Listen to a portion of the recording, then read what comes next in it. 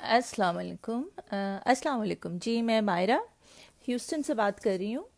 आज हम लोग बात करेंगे मुफ्ती फैसल साहब से और उनसे जानेंगे कि इस्लाम के अंदर इंसानियत के बारे में वो हमें क्या बताते हैं। इस चीज़ के बारे में हम उनसे पूछेंगे। और ये मैं देख रही हूँ कि अगर मैं उनको टैग कर लूँ यहाँ पे और उनको यहाँ बुला लूँ तो बहुत ही ज़बरदस्त बात हो जाएगी।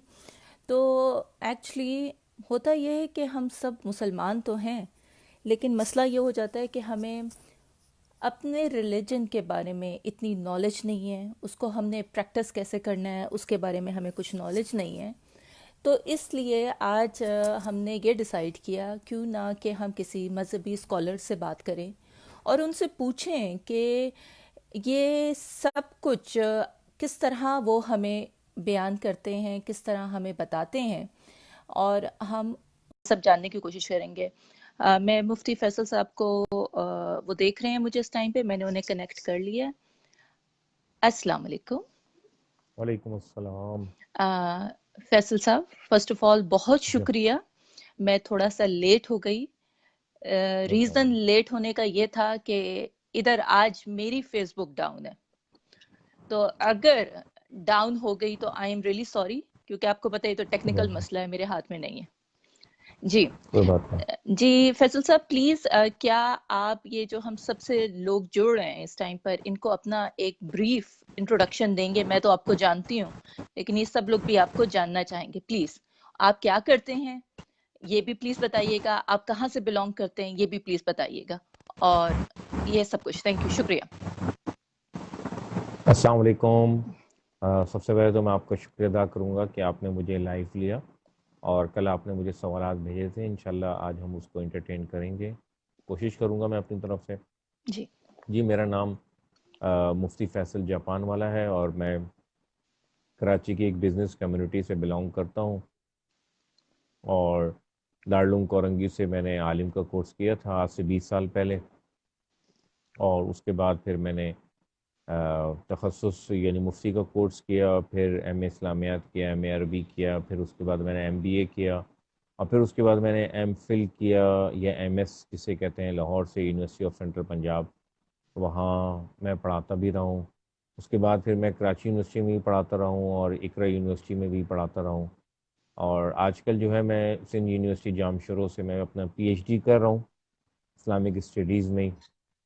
और मेरा जो मौजू है वो भी आपको बता देता हूँ कि हमारे यहाँ जो मुफस्सिरीन हैं हिंदुस्तान और पाकिस्तान के, उन्होंने जो है वो कहाँ कहाँ जो है वो जो पिछली किताबें थीं यानी बाइबल से कहाँ कहाँ से इस्तेफादा किया है, उसके टेक्स्ट से इस्तेफादा किया है। तो इसको मैं हाईलाइट करने की अपने थीसिस के अंदर कोशिश करूँगा। जी। और थोड़ा सा मेरा तारुफ था, इस पर कोई जी। सवाल हो?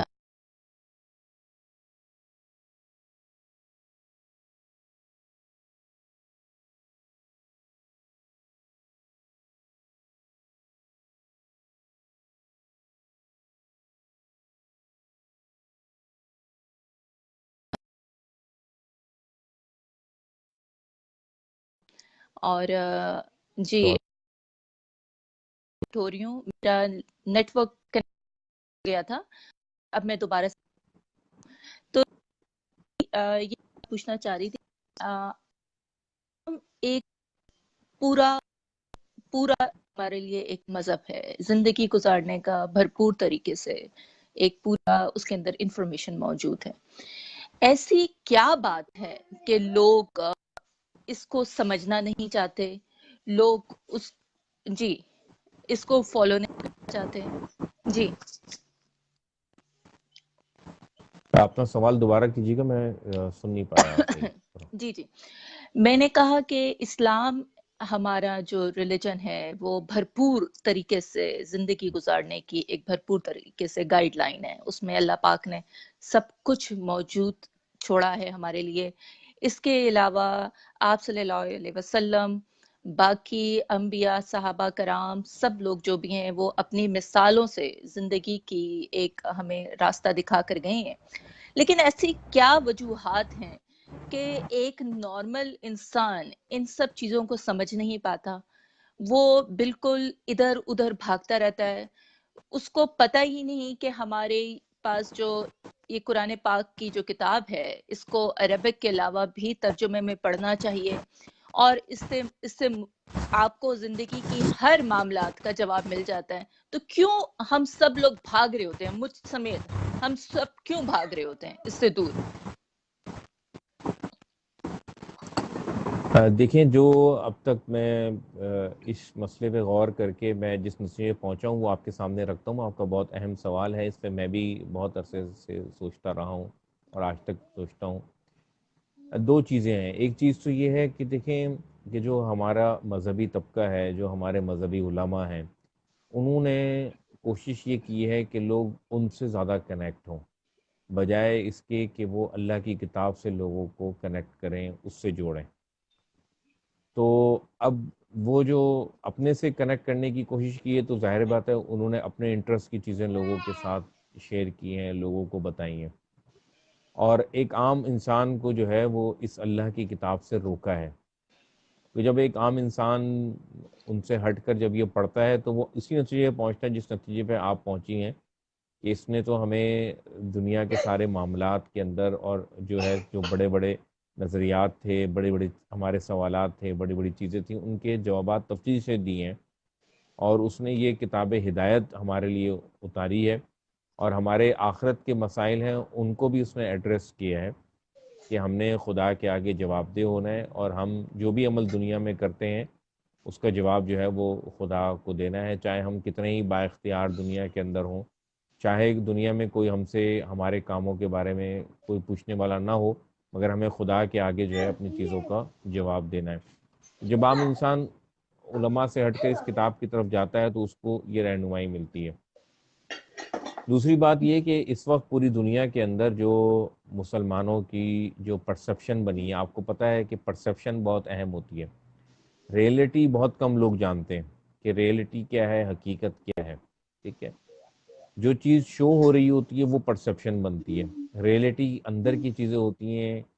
تو اس وقت جو مسلمانوں کی پرسپشن ہے وہ پوری دنیا میں کوئی بہت زیادہ پازیٹیو نہیں ہے، اور ہمیں اس کو تسلیم کرنا چاہیے کہ ہم اس وقت جو ہے وہ ناکام لوگ ہیں، ہم ایک ناکام قوم ہیں، ہم پستی میں پڑی ہوئی ایک قوم ہے، ہم غیر تعلیم یافتہ قوم ہیں، ہم جذباتی قوم ہیں، ہم عقل اور شعور سے بہت دور رہنے والی قوم ہے، اور کوئی اگر ہمیں عقل اور شعور کی بات بتائے بھی تو بجائے ہم اس کا شکریہ اور تھینکس ادا کرنے کے ہم اس کے دشمن ہو جاتے ہیں، ہم اس کے درپے ہو جاتے ہیں، ہم اس کے جانی دشمن ہو جاتے ہیں، بالکل ہم اس کو یہودیوں کا ایجنٹ قرار دینے لگتے ہیں، ہم اس کو کبھی کچھ کہنے لگتے ہیں۔ تو جو ہماری پرسیپشن ہے وہ بہت نیگیٹو ہے، کہ ہم جو ہے بہت زیادہ جذباتی ہیں۔ پھر پاکستان کے حالات کے اندر جو یعنی ایک پوری دنیا کے اندر موضوع بحث رہا ہے، پاکستان کے اندر جو گہما گہمی ہے یا پاکستان کے اندر جو خرابیاں ہیں وہ ہمارے یہاں جو شروع ہوتی ہیں وہ 1980 سے شروع ہوتی ہیں، یا 1979 سے شروع ہوتی ہیں، کہ جب افغان وار ہوئی یہاں پر۔ تو جو ایک افغان وار تھی، جو دو آپس کی جو سپر طاقتیں تھیں، سپریم پاورز تھیں، ان کی دراصل لڑائی تھی، امریکہ کی اور رشیا کی لڑائی تھی۔ تو ہم نے اس لڑائی کو جو ہے ہم اس میں صرف شامل ہوئے، بلکہ ہمیں شامل کیا گیا، اور ہمیں جو ہے اس لڑائی کو اسلام کا نام ہم سے دلوایا گیا کہ یہ جہاد ہے، اور یہ دو ملکوں کی لڑائی نہیں ہے بلکہ یہ کفر اور اسلام کی لڑائی ہے۔ جو ہے وہ رشیا جو ہے وہ یہاں پر آنا چاہتا ہے، اور جو ہے وہ تم کو ختم کرنا چاہتا ہے۔ تو ہم نے اس جو پچھلے ہم کہہ لیں 1980 کے بعد سے لے کے جو ہم اس جنگ کا شکار ہوئے جس کو ہم نے اسلام کا نام دیا ہے، اس سے ہمارے اندرونی ملک کے حالات بہت زیادہ خراب ہوئے۔ یہاں پر اسلحے کا کلچر آیا، کلیشنکوف کا کلچر آیا، یہاں ہیروئن اور چرس کا کلچر آیا، یہاں پر لوگ آپس میں گتم گتا ہوئے جہاد کے نام پہ مختلف تنظیمیں بنی، آپس میں لڑوایا گیا، شیعہ سنیوں کو لڑوایا گیا آپس میں۔ تو یہ سارے مسائل ہوئے جس سے جو ہماری پرسیپشن تھی وہ اور زیادہ جو ہے نا وہ خراب ہو گئی. اور پھر ہم نے دیکھا کہ افغانستان کے مسئلے میں اگر وہ واقعی اسلامی جہاد تھا تو جہاد کے بعد تو امن ہوتا ہے، مگر وہاں پہ رشیا کو نکالنے کے بعد پھر ہم آپس میں لڑنے لگے، پھر طالبان کے گروپ بنے، اور پھر ہم شمالی اتحاد والوں سے لڑتے رہے. اس پہ پاکستان میں جو ایک بہت بڑے ہدایت کار ہیں شعیب منصور صاحب، انہوں نے ایک فلم بھی بنائی خدا کے لیے، جو میں لوگوں کو ریکمینڈ کرتا ہوں ہمیں وہ دیکھنا چاہیے، کہ وہاں پہ ہم کس طرح آپس میں مسلمان جو ہے وہ لڑے، اور دونوں طرف کلمہ گو تھے اور ہمیں لڑوایا گیا. تو وہ ایک سوچ جو ہے وہ پروان چڑھائی گئی. تو اس لیے ایک عام آدمی جو ہے پھر عرب دنیا کا یہاں پہ رخ ہوا. لوگ سعودی عرب سے یہاں پر آئے، عرب امارات سے آئے، یورپ سے آئے لوگ، کیونکہ پوری دنیا میں تو لوگوں کے ذہن میں یہی تھا کہ جہاد تو نہیں ہو رہا کہیں، اور اس وقت جو ہے وہ پاکستان کی سرزمین پہ جو ہے وہ جہاد ہو رہا ہے. تو اب امریکن میڈیا تھا وہ سارا اس پہ پیسہ خرچ کر رہا تھا، یہاں پر ہماری فوج ان کے ساتھ تھی، یہاں پہ ہمارے علماء جو تھے وہ ان کے ساتھ تھے کہ جی باقی یہ اسلامی جہاد ہو رہا ہے اور ہمیں بھرپور حصہ لینا چاہیے. ہماری یہاں کی مذہبی جماعتیں، ایون جماعت اسلامی بھی اس مشن میں ساتھ تھی. تو بہت ہی کم لوگ تھے جو انگلیوں پہ گنے جا سکتے ہیں جو اس وقت بھی یہ کہتے تھے کہ یہ جہاد نہیں ہے، یہ اسلامک وار نہیں ہے. یہ جو ہے وہ اگر آپ براڈ ایکسپیکٹ میں دیکھیں یا براڈر کینوس اس میں دیکھیں تو یہ آپس کی جو ہے وہ لڑائی ہے، اور یہ ہمیں کوئی اور اسلحہ سپلائی کر رہا ہے، ہمیں کوئی اور ڈالر دے رہا ہے، بالکل اور ہمارے منہ سے کوئی اور جو ہے وہ فتوے دلوا رہا ہے. بالکل. تو اس کے نتائج جو ہیں وہ اچھے نہیں ہوں گے. یعنی جب آپ کمزور ہوتے ہیں، جب آپ ناواقف ہوتے ہیں، یا جب آپ لا علم ہوتے ہیں، دوسرا آدمی آپ کا استعمال بہت آسانی سے جو ہے وہ کر لیتا ہے. بالکل تو جب آپ باشعور ہوتے ہیں، جب آپ تعلیم یافتہ ہوتے ہیں، تو آپ جو ہے وہ ہر پہلو پر جو ہے وہ غور کرتے ہیں، اور آپ یہ بھی دیکھتے ہیں کہ اس کے نتیجہ کیا سامنے آئے گا. یہ جو جنگ شروع ہو رہی ہے، جس بات پہ میں تقریریں کر رہا ہوں، اس کا نتیجہ کل کیا نکلے گا، اس کا نتیجہ 1 سال بعد کیا نکلے گا، اس کا نتیجہ 5 سال بعد کیا نکلے گا. تو ہمارے یہاں جو اہل حل اور عقد تھے، یعنی حکمراں تھے، ہمارے جو چوٹی کے علماء تھے، یا ہمارے جو ملک کا جو اقتدار جن کے ہاتھ میں تھا اس وقت، ضیاء الحق کا دور تھا، تو وہ سب اسی مشن پہ کام کر رہے تھے، جس کی وجہ سے اسلام کو جو ہے نا اس ساری، بے شک وہ امریکہ کو کامیابی ہوئی اور رشیا کو جو ہے وہ ناکامی ہوئی، مگر اسلام کو جو ہے نا وہ بڑا نقصان اٹھانا پڑا اور پڑ رہا ہے. تو اسلام کے یعنی دامن پہ جو ہے وہ کافی داغ پڑے ہیں، جو آج تک جو ہے افغان مسئلہ جو ہے وہ حل نہیں ہو پایا ہے، جس کی وجہ سے پاکستان میں بھی اس کے اثرات ہیں وہ حل نہیں ہو پائے ہیں.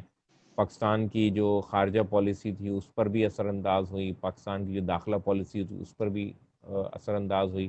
وہاں پہ جا کے ہم نے دوسرے ملک میں جا کے لڑائی کی، تو دوسرے ملک کے یعنی 40 لاکھ کے قریب افغانی ہمارے یہاں آئے، تو ہماری معیشت جو تھی وہ ناکافی تھی ہمارے اپنے باسیوں کے لیے اور ہمارے اپنے لوگوں کے لیے، مگر جو ہے وہ ہمیں ان کا بوجھ بھی اٹھانا پڑا.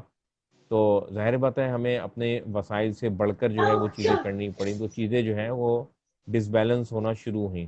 تو سب سے زیادہ نقصان جو ہے، میں کہتا ہوں دنیاوی نقصان تو ایک عارضی نقصان ہے، بس سب سے زیادہ نقصان اسلام کو پہنچا جی اور مذہب کو پہنچا.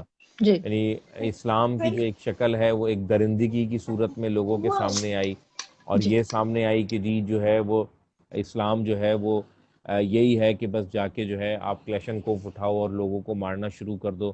اور ہم نے ان سے پوچھا بھی نہیں کہ بھئی تمہارا مذہب کیا ہے اور تم کس لیے یہاں آئے ہو، ہم نے یہاں کے کہنے والوں پر جو ہے وہ اعتبار کیا. تو اس لیے ایک عام آدمی جو ہے نا وہ اسلام کے لفظ سے جو ہے، اچھا پھر کچھ لوگوں نے اسلام کو پڑھنا شروع کیا یا پوچھنا شروع کیا اپنے اسکالر سے. یعنی میں آپ کو ایک عجیب بات بتاؤں، جیسے ہمارے یہاں علماء منع کرتے ہیں کہ جی آپ اہل کتاب کے یا یہودی علماء سے یا عیسائی علماء سے یا ہندو علماء سے اور ان کے لوگوں سے نہ ملیں. بالکل ان کے یہاں بھی لوگ یہ کہتے ہیں کہ بھئی آپ جو ہے وہ مسلمان علماء سے نہ ملیں، آپ کو جو بات پوچھنی ہے ہم سے پوچھیں. جب ان سے یہ پوچھا گیا تو انہوں نے اسلام کا تعارف اس طرح سامنے رکھا، یعنی باقاعدہ ان کے یہاں اورینٹلسٹ ہیں، ان کے یہاں باقاعدہ اس پر تنظیمیں ہیں جو کام کرتی ہیں. تو انہوں نے اسلام کی ایسی چیزیں کہ جو مس انٹرپریٹ ہو سکتی تھیں، جو ہے وہ دوسرے انداز سے بیان ہو سکتی تھیں، انہوں نے اس کا بھرپور فائدہ اٹھایا کہ ان کے پاس اگر کوئی اسلام کے بارے میں پوچھنے کے لیے آیا تو انہوں نے کہا جی اسلام تو اس چیز کا مذہب ہے کہ اگر تمہیں کوئی دعوت دے اور تم اگر دعوت قبول نہ کرو تو اس کو اختیار ملا ہے کہ تم کو فوراً قتل کر دے اور تم کو جہنم رسید کر دے اور خود جنت میں پہنچ جائے اور جنت کا مستحق ٹھہر جائے. یا اسلام جو ہے اس چیز کا مذہب ہے کہ جی اس میں ایک سے زیادہ شادیاں کی جاتی ہیں, پولیگیمی جو ہے اس کے اندر جی ہوتی بالکل. ہے, اور چار چار عورتیں اور رکھنے کی اجازت ہے, اور 10 10 باندیاں رکھنے کی اجازت ہے.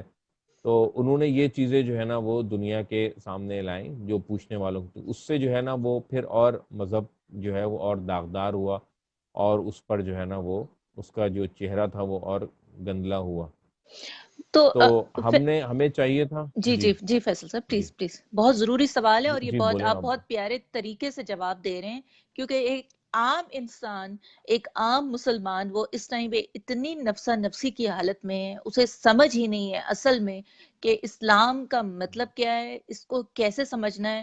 وہ کبھی ایک در پہ جاتا ہے, کبھی دوسرے در پہ جاتا ہے, اور اینڈ میں کیا ہوتا ہے کہ وہ ایتھسٹ بن جاتا ہے. اس کو وہ کہتا ہے کہ میں اس کو نہیں مانتا, میں اس کو نہیں مانتا, حالانکہ وہ یہ نہیں دیکھتا کہ اسلام باقاعدہ طور پہ پورا ضابطۂ حیات ہے.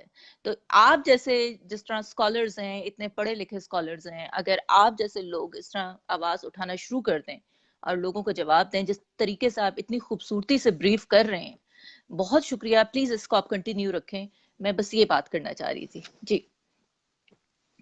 تو جو پرسیپشن ہے, میں یہی عرض کروں گا کہ جو اوور آل پرسیپشن ہے وہ بہت نیگیٹو جو ہے وہ بنی پوری دنیا کے سامنے جو ہے نا.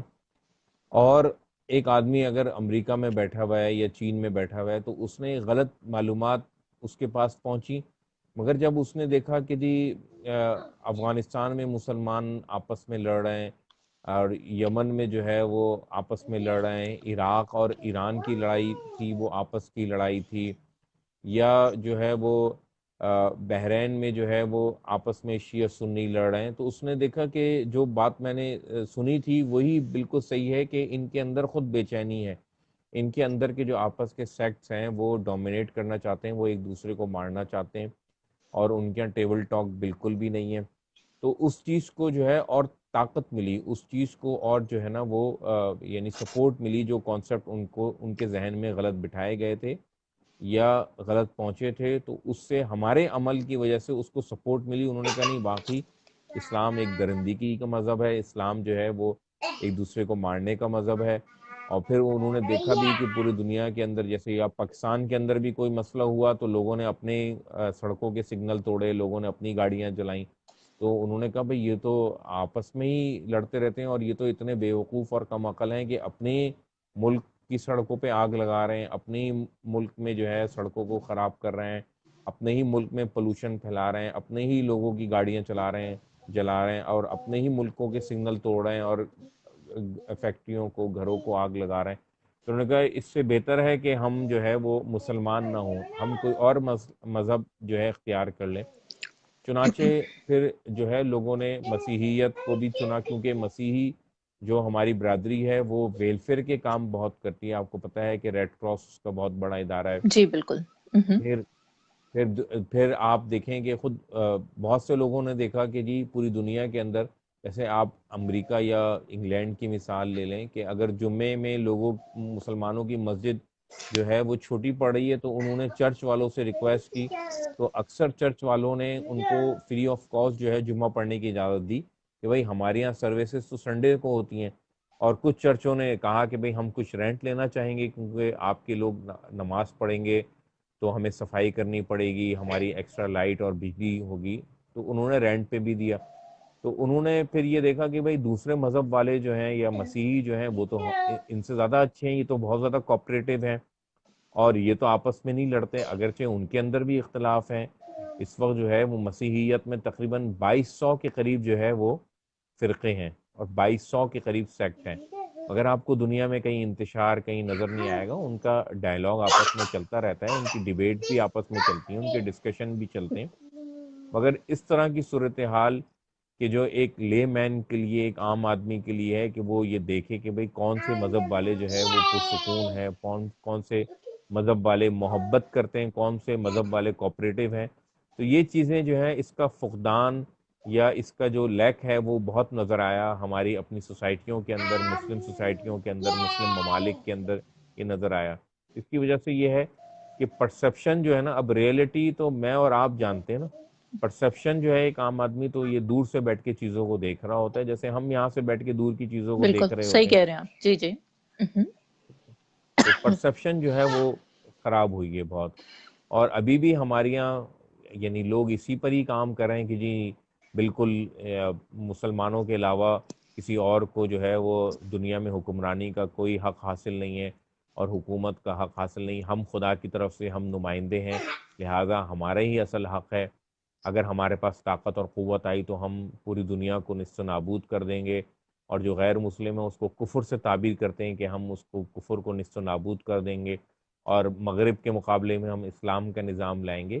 تو اس پرسپشن کو اور سپورٹ کرنے کی کوشش کر رہے ہیں، حالانکہ یہ ساری باتیں جو ہے نا وہ ایسی چیزیں ہیں کہ ایک ایک کر کے میں اس کا جواب دے سکتا ہوں کہ اسلام نہ کہیں اسلامی نظام کی بات کرتا ہے، نہ وہ یہ کہتا ہے کہ جی دنیا کے اندر دو نظام ہیں، ایک مغربی نظام ہے، ایک اسلامی نظام ہے.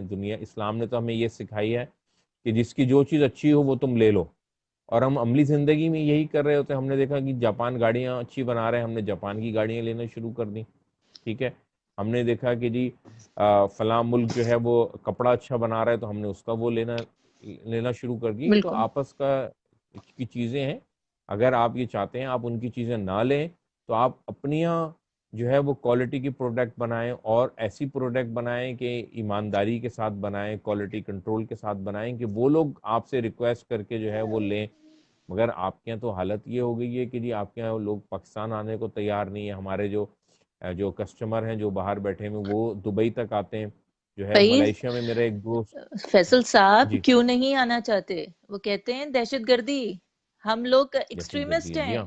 ہم لوگ اسلام جی کے ہاں. نام پہ پاکستان کا نام اب تو بہتر ہوتا جا رہا ہے، کیونکہ میں 12 سال سے یو ایس میں رہ رہی ہوں.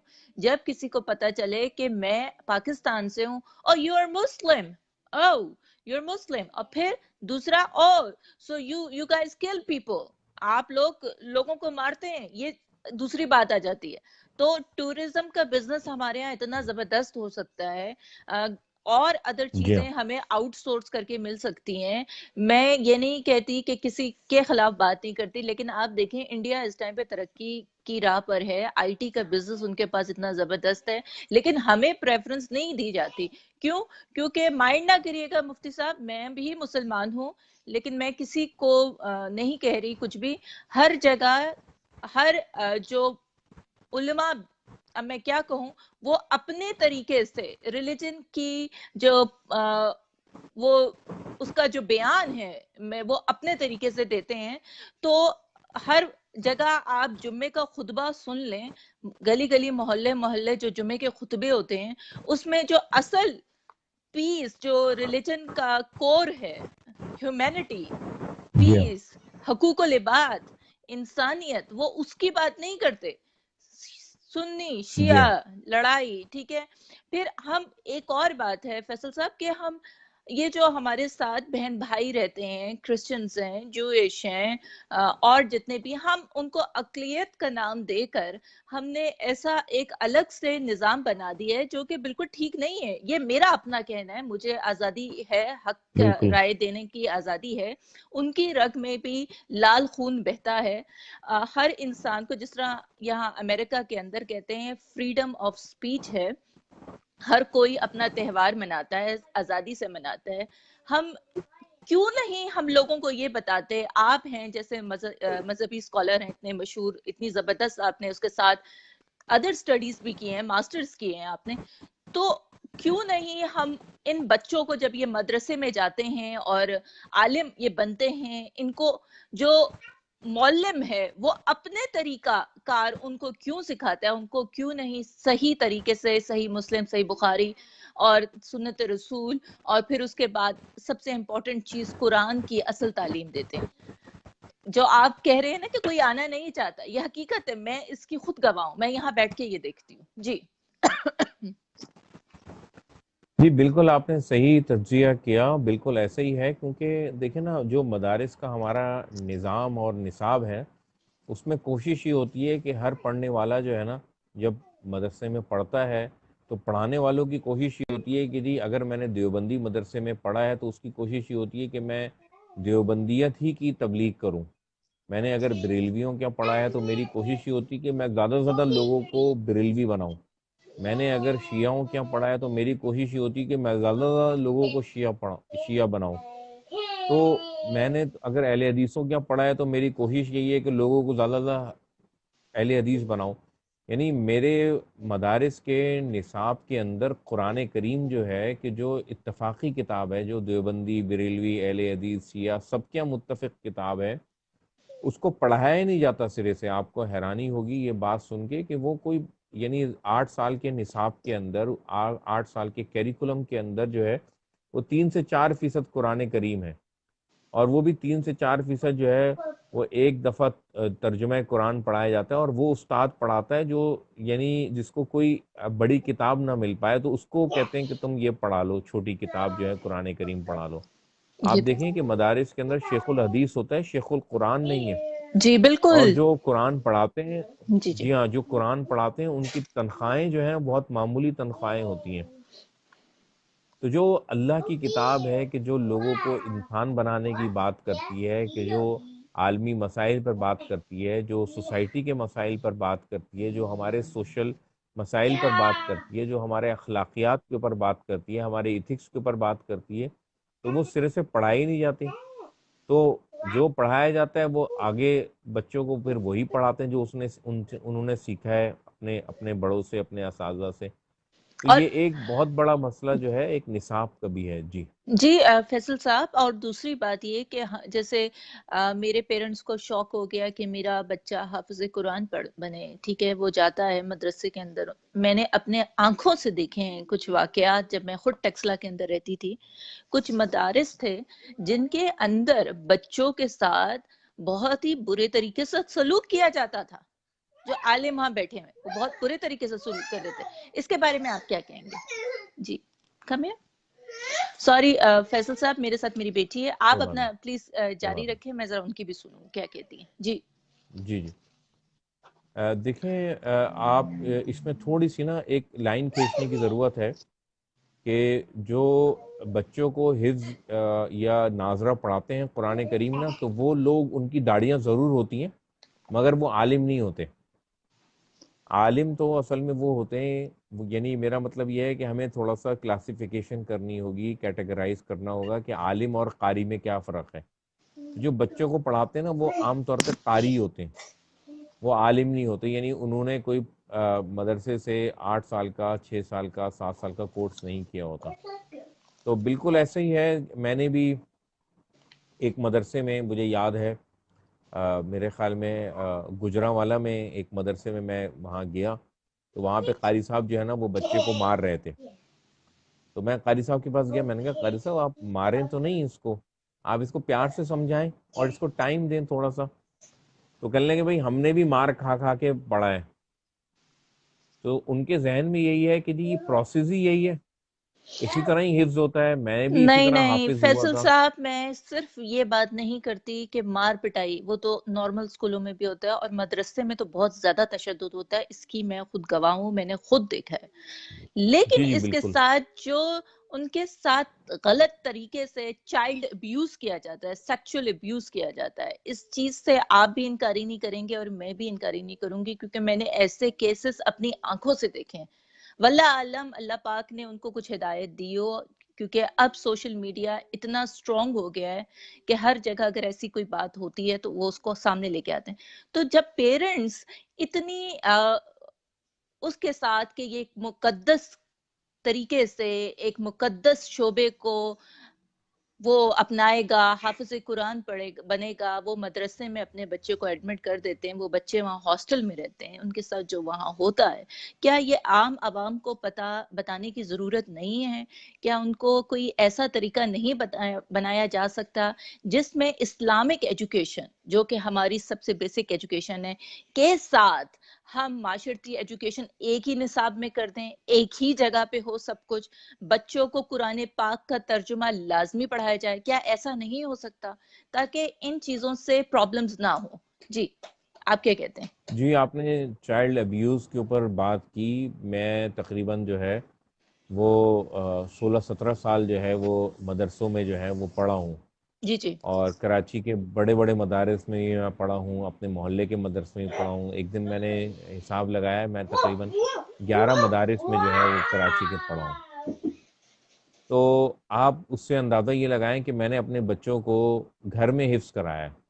میں نے اپنے بچوں کو مدرسے ایک دن کے لیے بھی نہیں بھیجا. ہاں میں نے دیکھیے. قاری صاحب جی میں نے قاری اسی وجہ سے کہ وہاں پہ کوئی میرے بچے کے ساتھ کوئی ابیوز نہ بالکل ہو جائے, کوئی جو ہے وہ سیکشول ابیوز نہ ہو جائے, کوئی مس ہیپ نہ ہو جائے جو ساری زندگی کے لیے اس کے دل و دماغ کے اوپر وہ بیٹھ پھر جائے, اس بیڈ کی نفسیات کو سائیکولوجیکلی ہاں خراب کر خراب دے. کر جی دے ہاں. گا. بالکل بالکل, بہت پیاری آپ نے. اور میں آپ کو بتاؤں ابھی بھی جو انوائرمنٹ ہے مدرسوں کا نا, جی جی تو سوشل میڈیا بالکل آ گیا ہے, مگر مدرسوں کے اندر جو ہے وہ سوشل میڈیا کا جو امپیکٹ ہے یا اس کی انوالومنٹ ہے وہ بہت کم ہے.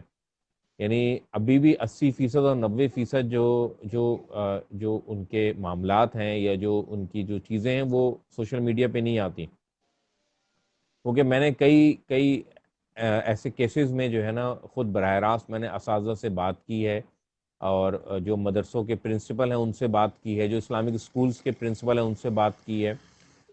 خود میری بچی کے ساتھ جو ہے وہ کیس ہوا تھا کہ اس کو جو ہے اس کی استانی نے مارا تھا یہاں پہ نا, تو منہ پہ نشان پڑ گیا تھا. اللہ اکبر. جی جی تو اور وہ ایک اسلامک اسکول میں جاتی تھی, وہ مدرسے میں نہیں جاتی تھی.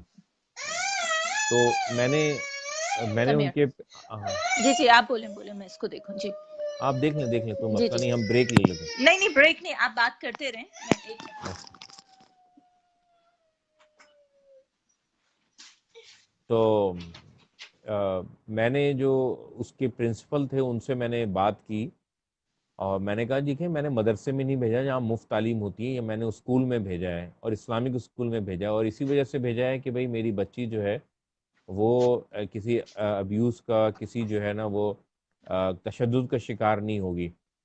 تو میں تو فیس بھی دیتا ہوں, تو میں نے اپنے بچوں کو اس لیے تو نہیں بھیجا کہ, اور پیسے میں اس لیے تو نہیں دے رہا کہ آپ ماریں اس کو.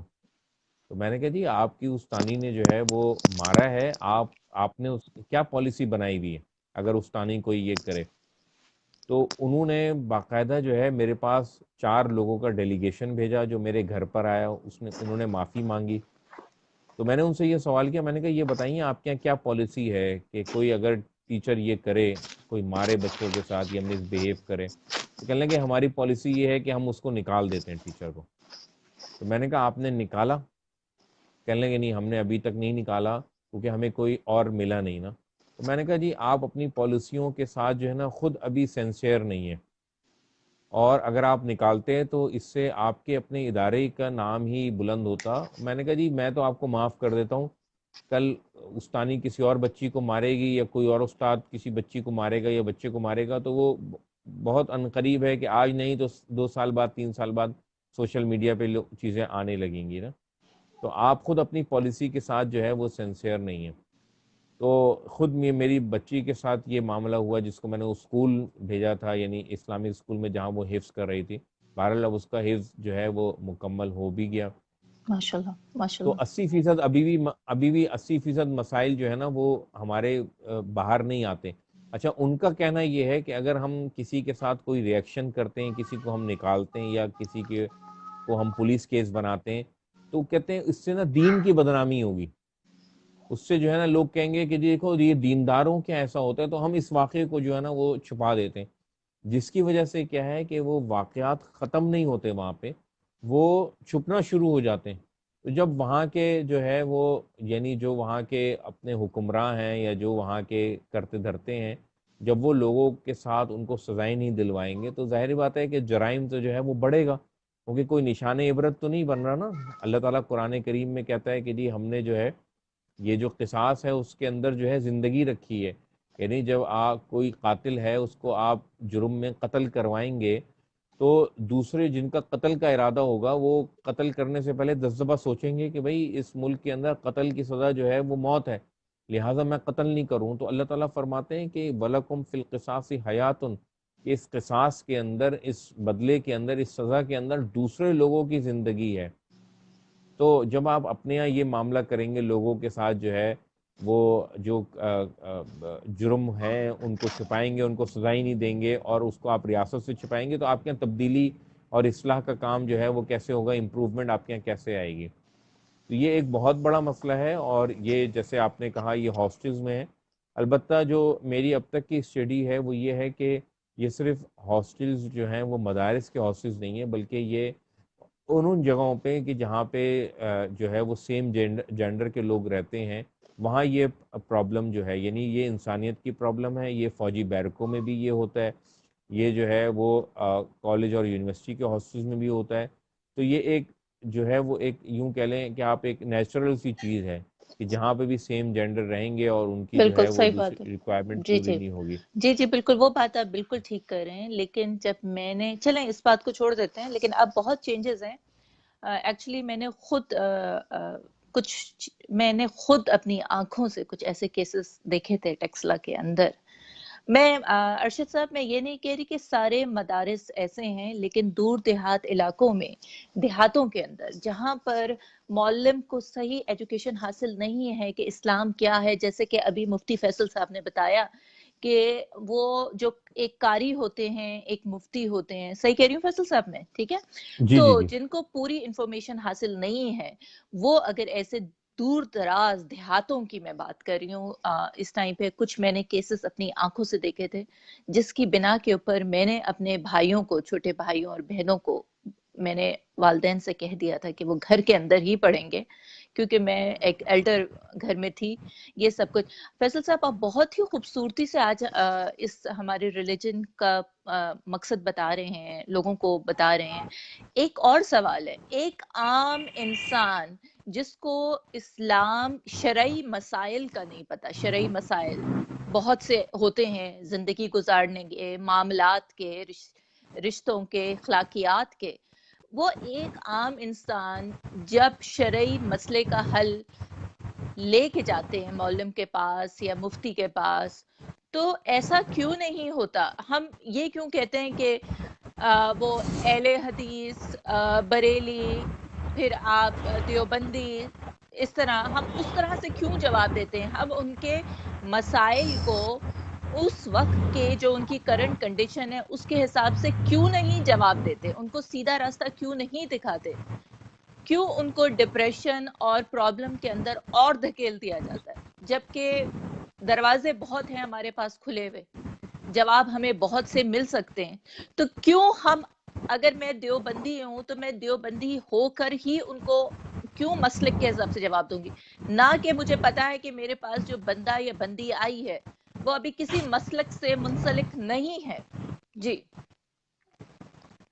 وہ ایک سیدھی جی بالکل مسلمان آپ ہے، صحیح سیدھی کہہ رہی ہیں۔ مسلمان ہے، اس کو یہ پتا ہوں، ہے کہ 5 ستون ہوں۔ ہیں، اس کو یہ پتا ہے کہ مجھے نماز پڑھنی ہے، مجھے جو ایک نارمل، جس کو مسلک کے مسائل کا اور پرابلمز کا اور اس کے فوائد کا پتہ نہیں ہے، تو کیوں ہم ان کو اپنے مسلک میں گھسیٹنے کی کوشش کرتے ہیں؟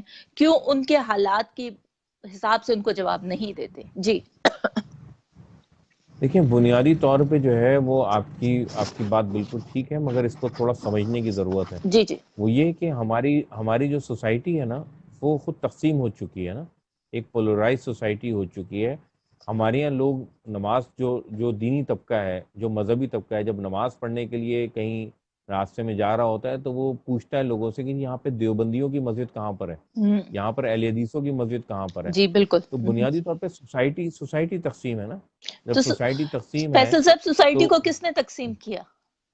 کس نے تقسیم کیا؟ بالکل ہم نے تقسیم ہاں کیا ہے، تو یہ بالکل ہم نے بات ہے تقسیم کیا ہے، بالکل. یہ بات آپ کی بالکل 100% صحیح ہے۔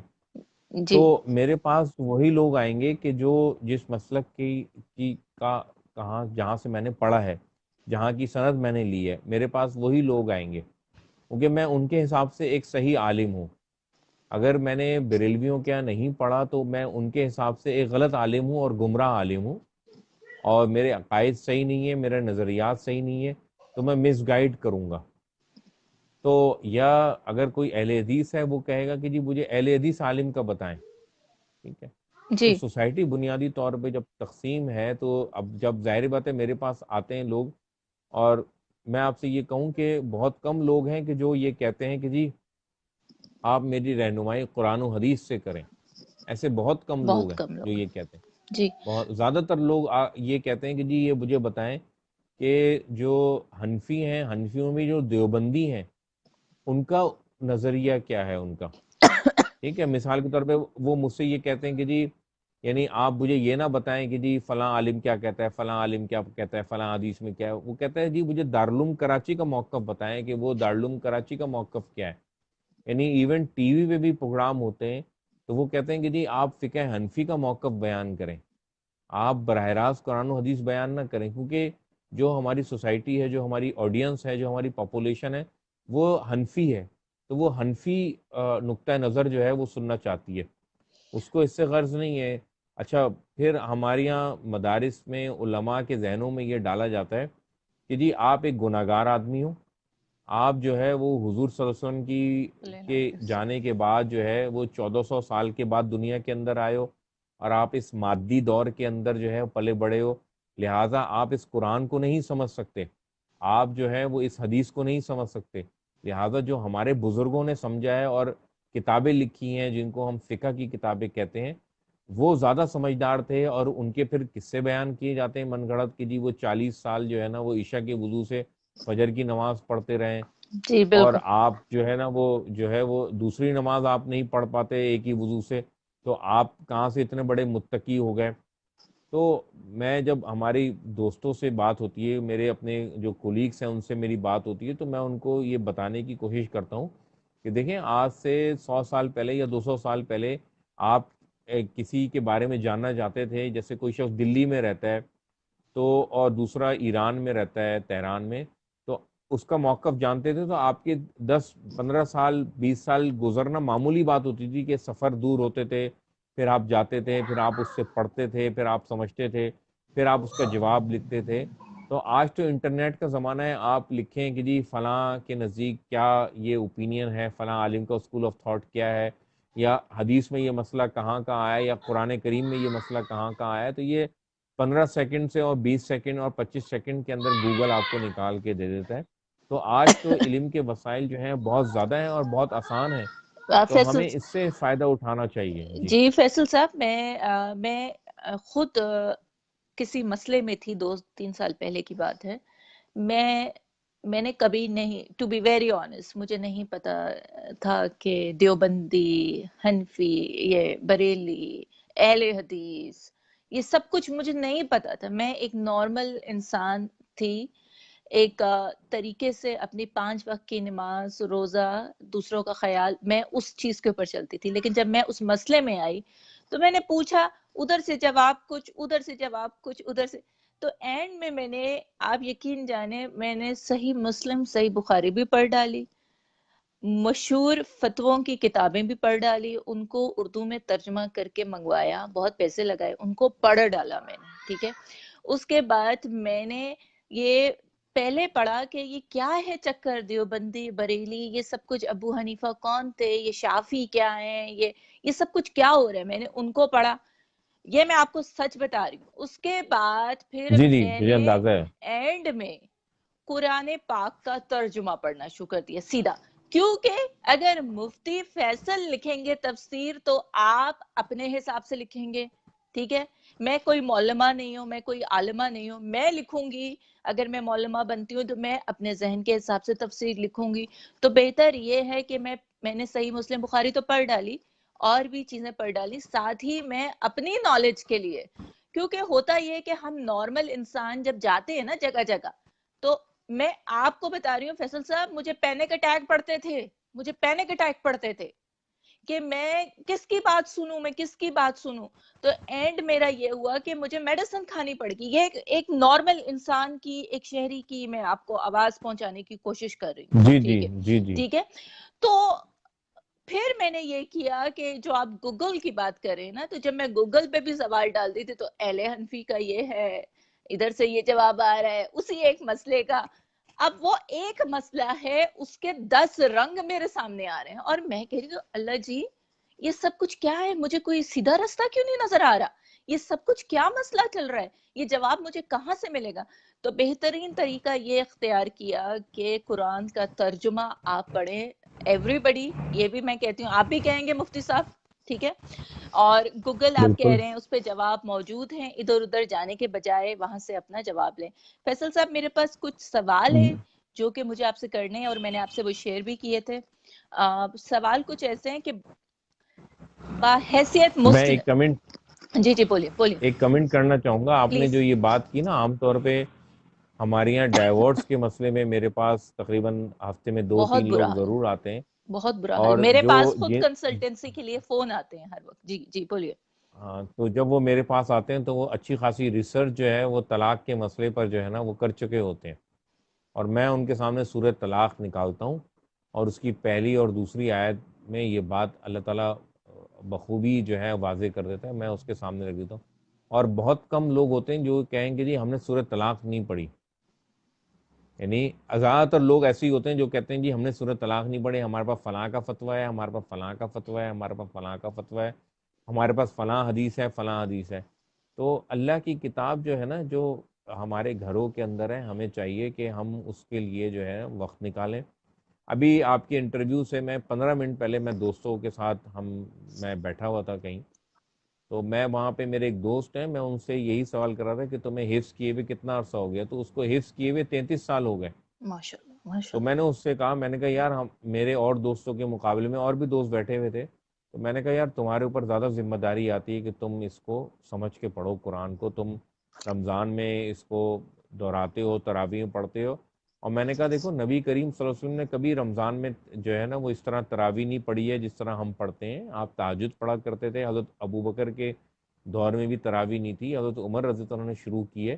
تو قرآن کریم کا اصل مقصد یہ نہیں ہے کہ آپ تراویحوں میں جلدی جلدی پڑھو، بلکہ قرآن کریم کا اصل مقصد ہے وہ قرآن کریم خود بیان کرتا ہے۔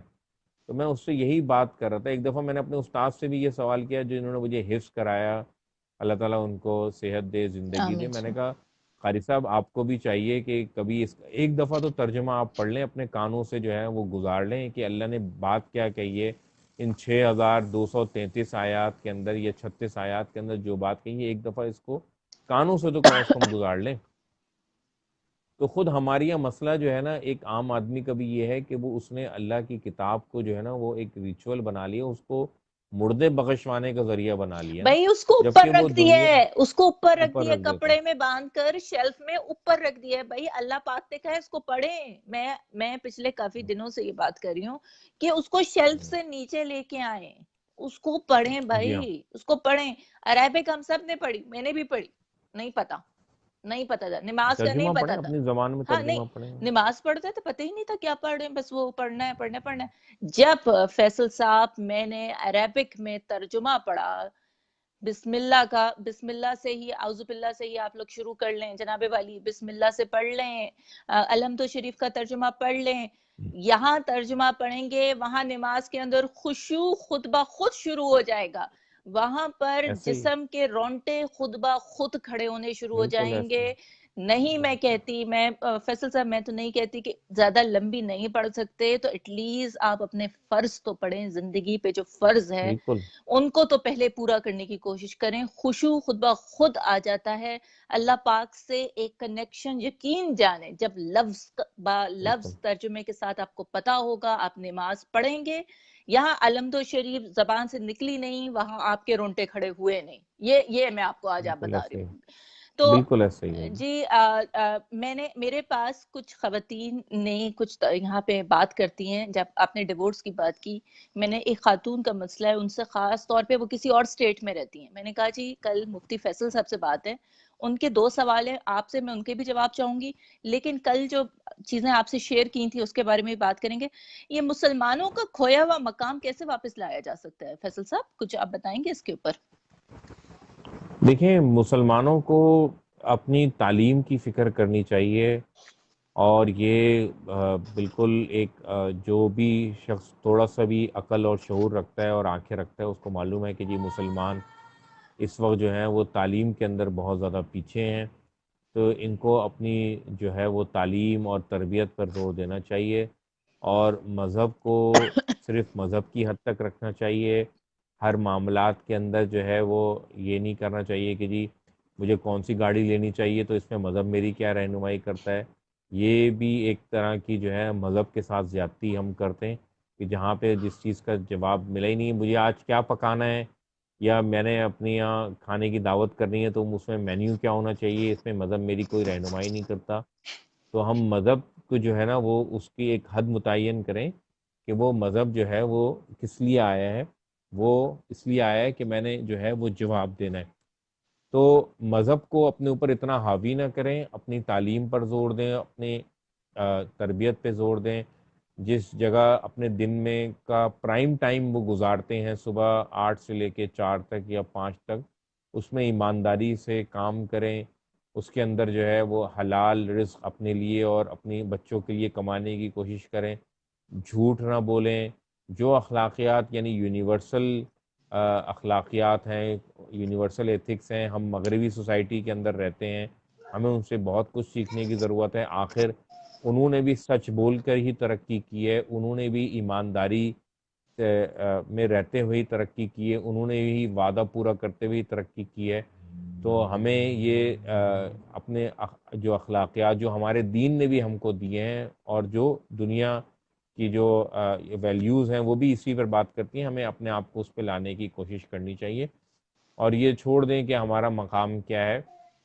ہمیں یہ فکر کرنی چاہیے ہم آخرت میں اللہ کے آگے جو ہے وہ سرخرو ہوں، اور اس کے لیے ضروری ہے کہ ہم دنیا میں جو ہے ہر قدم جو ہے وہ پھونک پھونک کر جو ہے وہ اٹھائیں. اچھا مفتی صاحب، بہت شکریہ اس سوال کے جواب کا. یہ شعیب صاحب ہیں، یہ کچھ سوال کر رہے ہیں، یہ میں لائیو پہ لے رہی ہوں. ایک دو سوال ہوپ فلی آپ کے پاس ٹائم ہے. میں شعیب آپ کا میسج اوپر چلا گیا، میں پھر کوشش کرتی ہوں. اللہ کی جناب سے مغفرت اور اللہ کی انسان سے محبت کی کیا کوئی لمیٹیشن ہے؟ کیا نماز کی پابندی نہ ہونا اللہ کی ناراضگی کا سبب ہے؟ دیکھیں، یہ ایسی کوئی بات نہیں ہے. اللہ تعالیٰ جو ہے وہ آپ سے محبت کرتا تھا جبھی اس نے دنیا میں بھیجا ہے. آپ کا جسم صحیح سالم ہے، اس کے اندر آپ کو آنکھیں دی ہیں، عقل اور شعور دیا ہے، زبان دی ہے بولنے کے لیے، کان دی ہیں سننے کے لیے.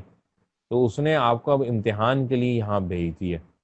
تو اگر آپ اس کی اپنے علم کے مطابق جو بھی چیزیں آپ کے علم میں آئی ہیں، اگر آپ اس کے مطابق آپ سمجھتے ہیں کہ یہ نماز پڑھنا فرض ہے، اور پھر آپ نہیں پڑھتے، تو اس کا مطلب یہ ہے کہ آپ جو ہے وہ امتحان کے اندر جو ہے وہ ناکامی کی طرف جو ہے وہ جا رہے ہیں. تو اپنی سستی کو، اپنی غفلت کو دور کیجیے، اور جو ہے وہ اللہ سے دعائیں مانگیے کہ اور اپنے آپ کو ذرا روٹین میں لانے کی کوشش کیجیے. اگر اب مجھے معلوم ہے کہ جی میں نے صبح فجر میں اٹھنا ہے، تو میں رات کو جو ہے نا وہ مووی نہ دیکھوں، میں 10-11 بجے تک اپنے کام جو ہے وائنڈ اپ کر دوں اور میں بستر پہ چلا جاؤں. اگر مجھے معلوم ہے صبح میری کوئی اہم کمٹمنٹ ہے، کوئی اہم میٹنگ ہے، میں اس کے لیے تگوداؤ کروں گا. بالکل اسی طرح نماز یہ کا جو اللہ تعالیٰ کے فرائض اور احکامات ہیں اس کے لیے آپ ایکشن پلان بنائیں. مگر یہ کوئی ایسی بات نہیں ہے کہ اگر آپ کی کوئی ایک نماز نکل گئی ہے یا آپ سوتے رہ گئے تو اللہ تعالیٰ آپ سے ناراض ہو گیا. ایسا نہ سوچیں، ایسا اللہ تعالیٰ کہیں نہیں کہتا.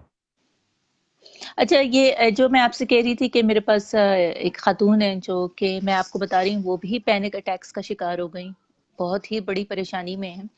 ادھر ادھر دروازے کھٹکھٹاتی پھر رہی ہیں، ان کو سمجھ نہیں آ رہا. وہ کہتی ہیں سب سے پہلی بات، شریعت کن وجوہات کی بنا پر ایک مرد کو اجازت دیتی ہے کہ وہ طلاق دے سکتا ہے، اور اس طرح ایک عورت کن وجوہات کی بنا پر خلا لے سکتی ہے؟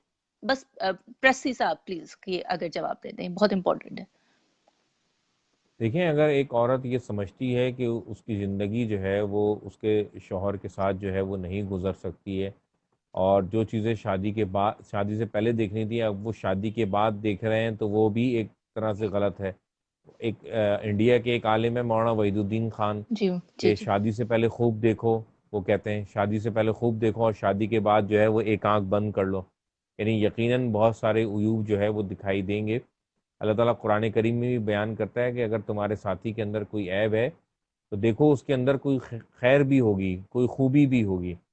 تو یہ ملا جلا رجحان ہوتا ہے. تو ہمیں یہ کوشش کرنی چاہیے کہ ہم جب اگر ایک بیوی کو چھوڑ کر میں دوسری بیوی کروں گا تو اس کے اندر ہو سکتا ہے وہ عیب نہ ہو، مگر کوئی دوسرے عیب ہوں گے، اس کے اندر دوسری خرابیاں ہوں گی. تو قرآن کریم میں تو حضرت لوط علیہ السلام، حضرت نوح علیہ السلام کی جو بیویاں تھیں وہ کافرہ تھیں، یعنی وہ خدا کی بھی نافرمان تھیں، وہ شوہر کی بھی نافرمان تھیں، مگر انہوں نے طلاق نہیں دی ہے۔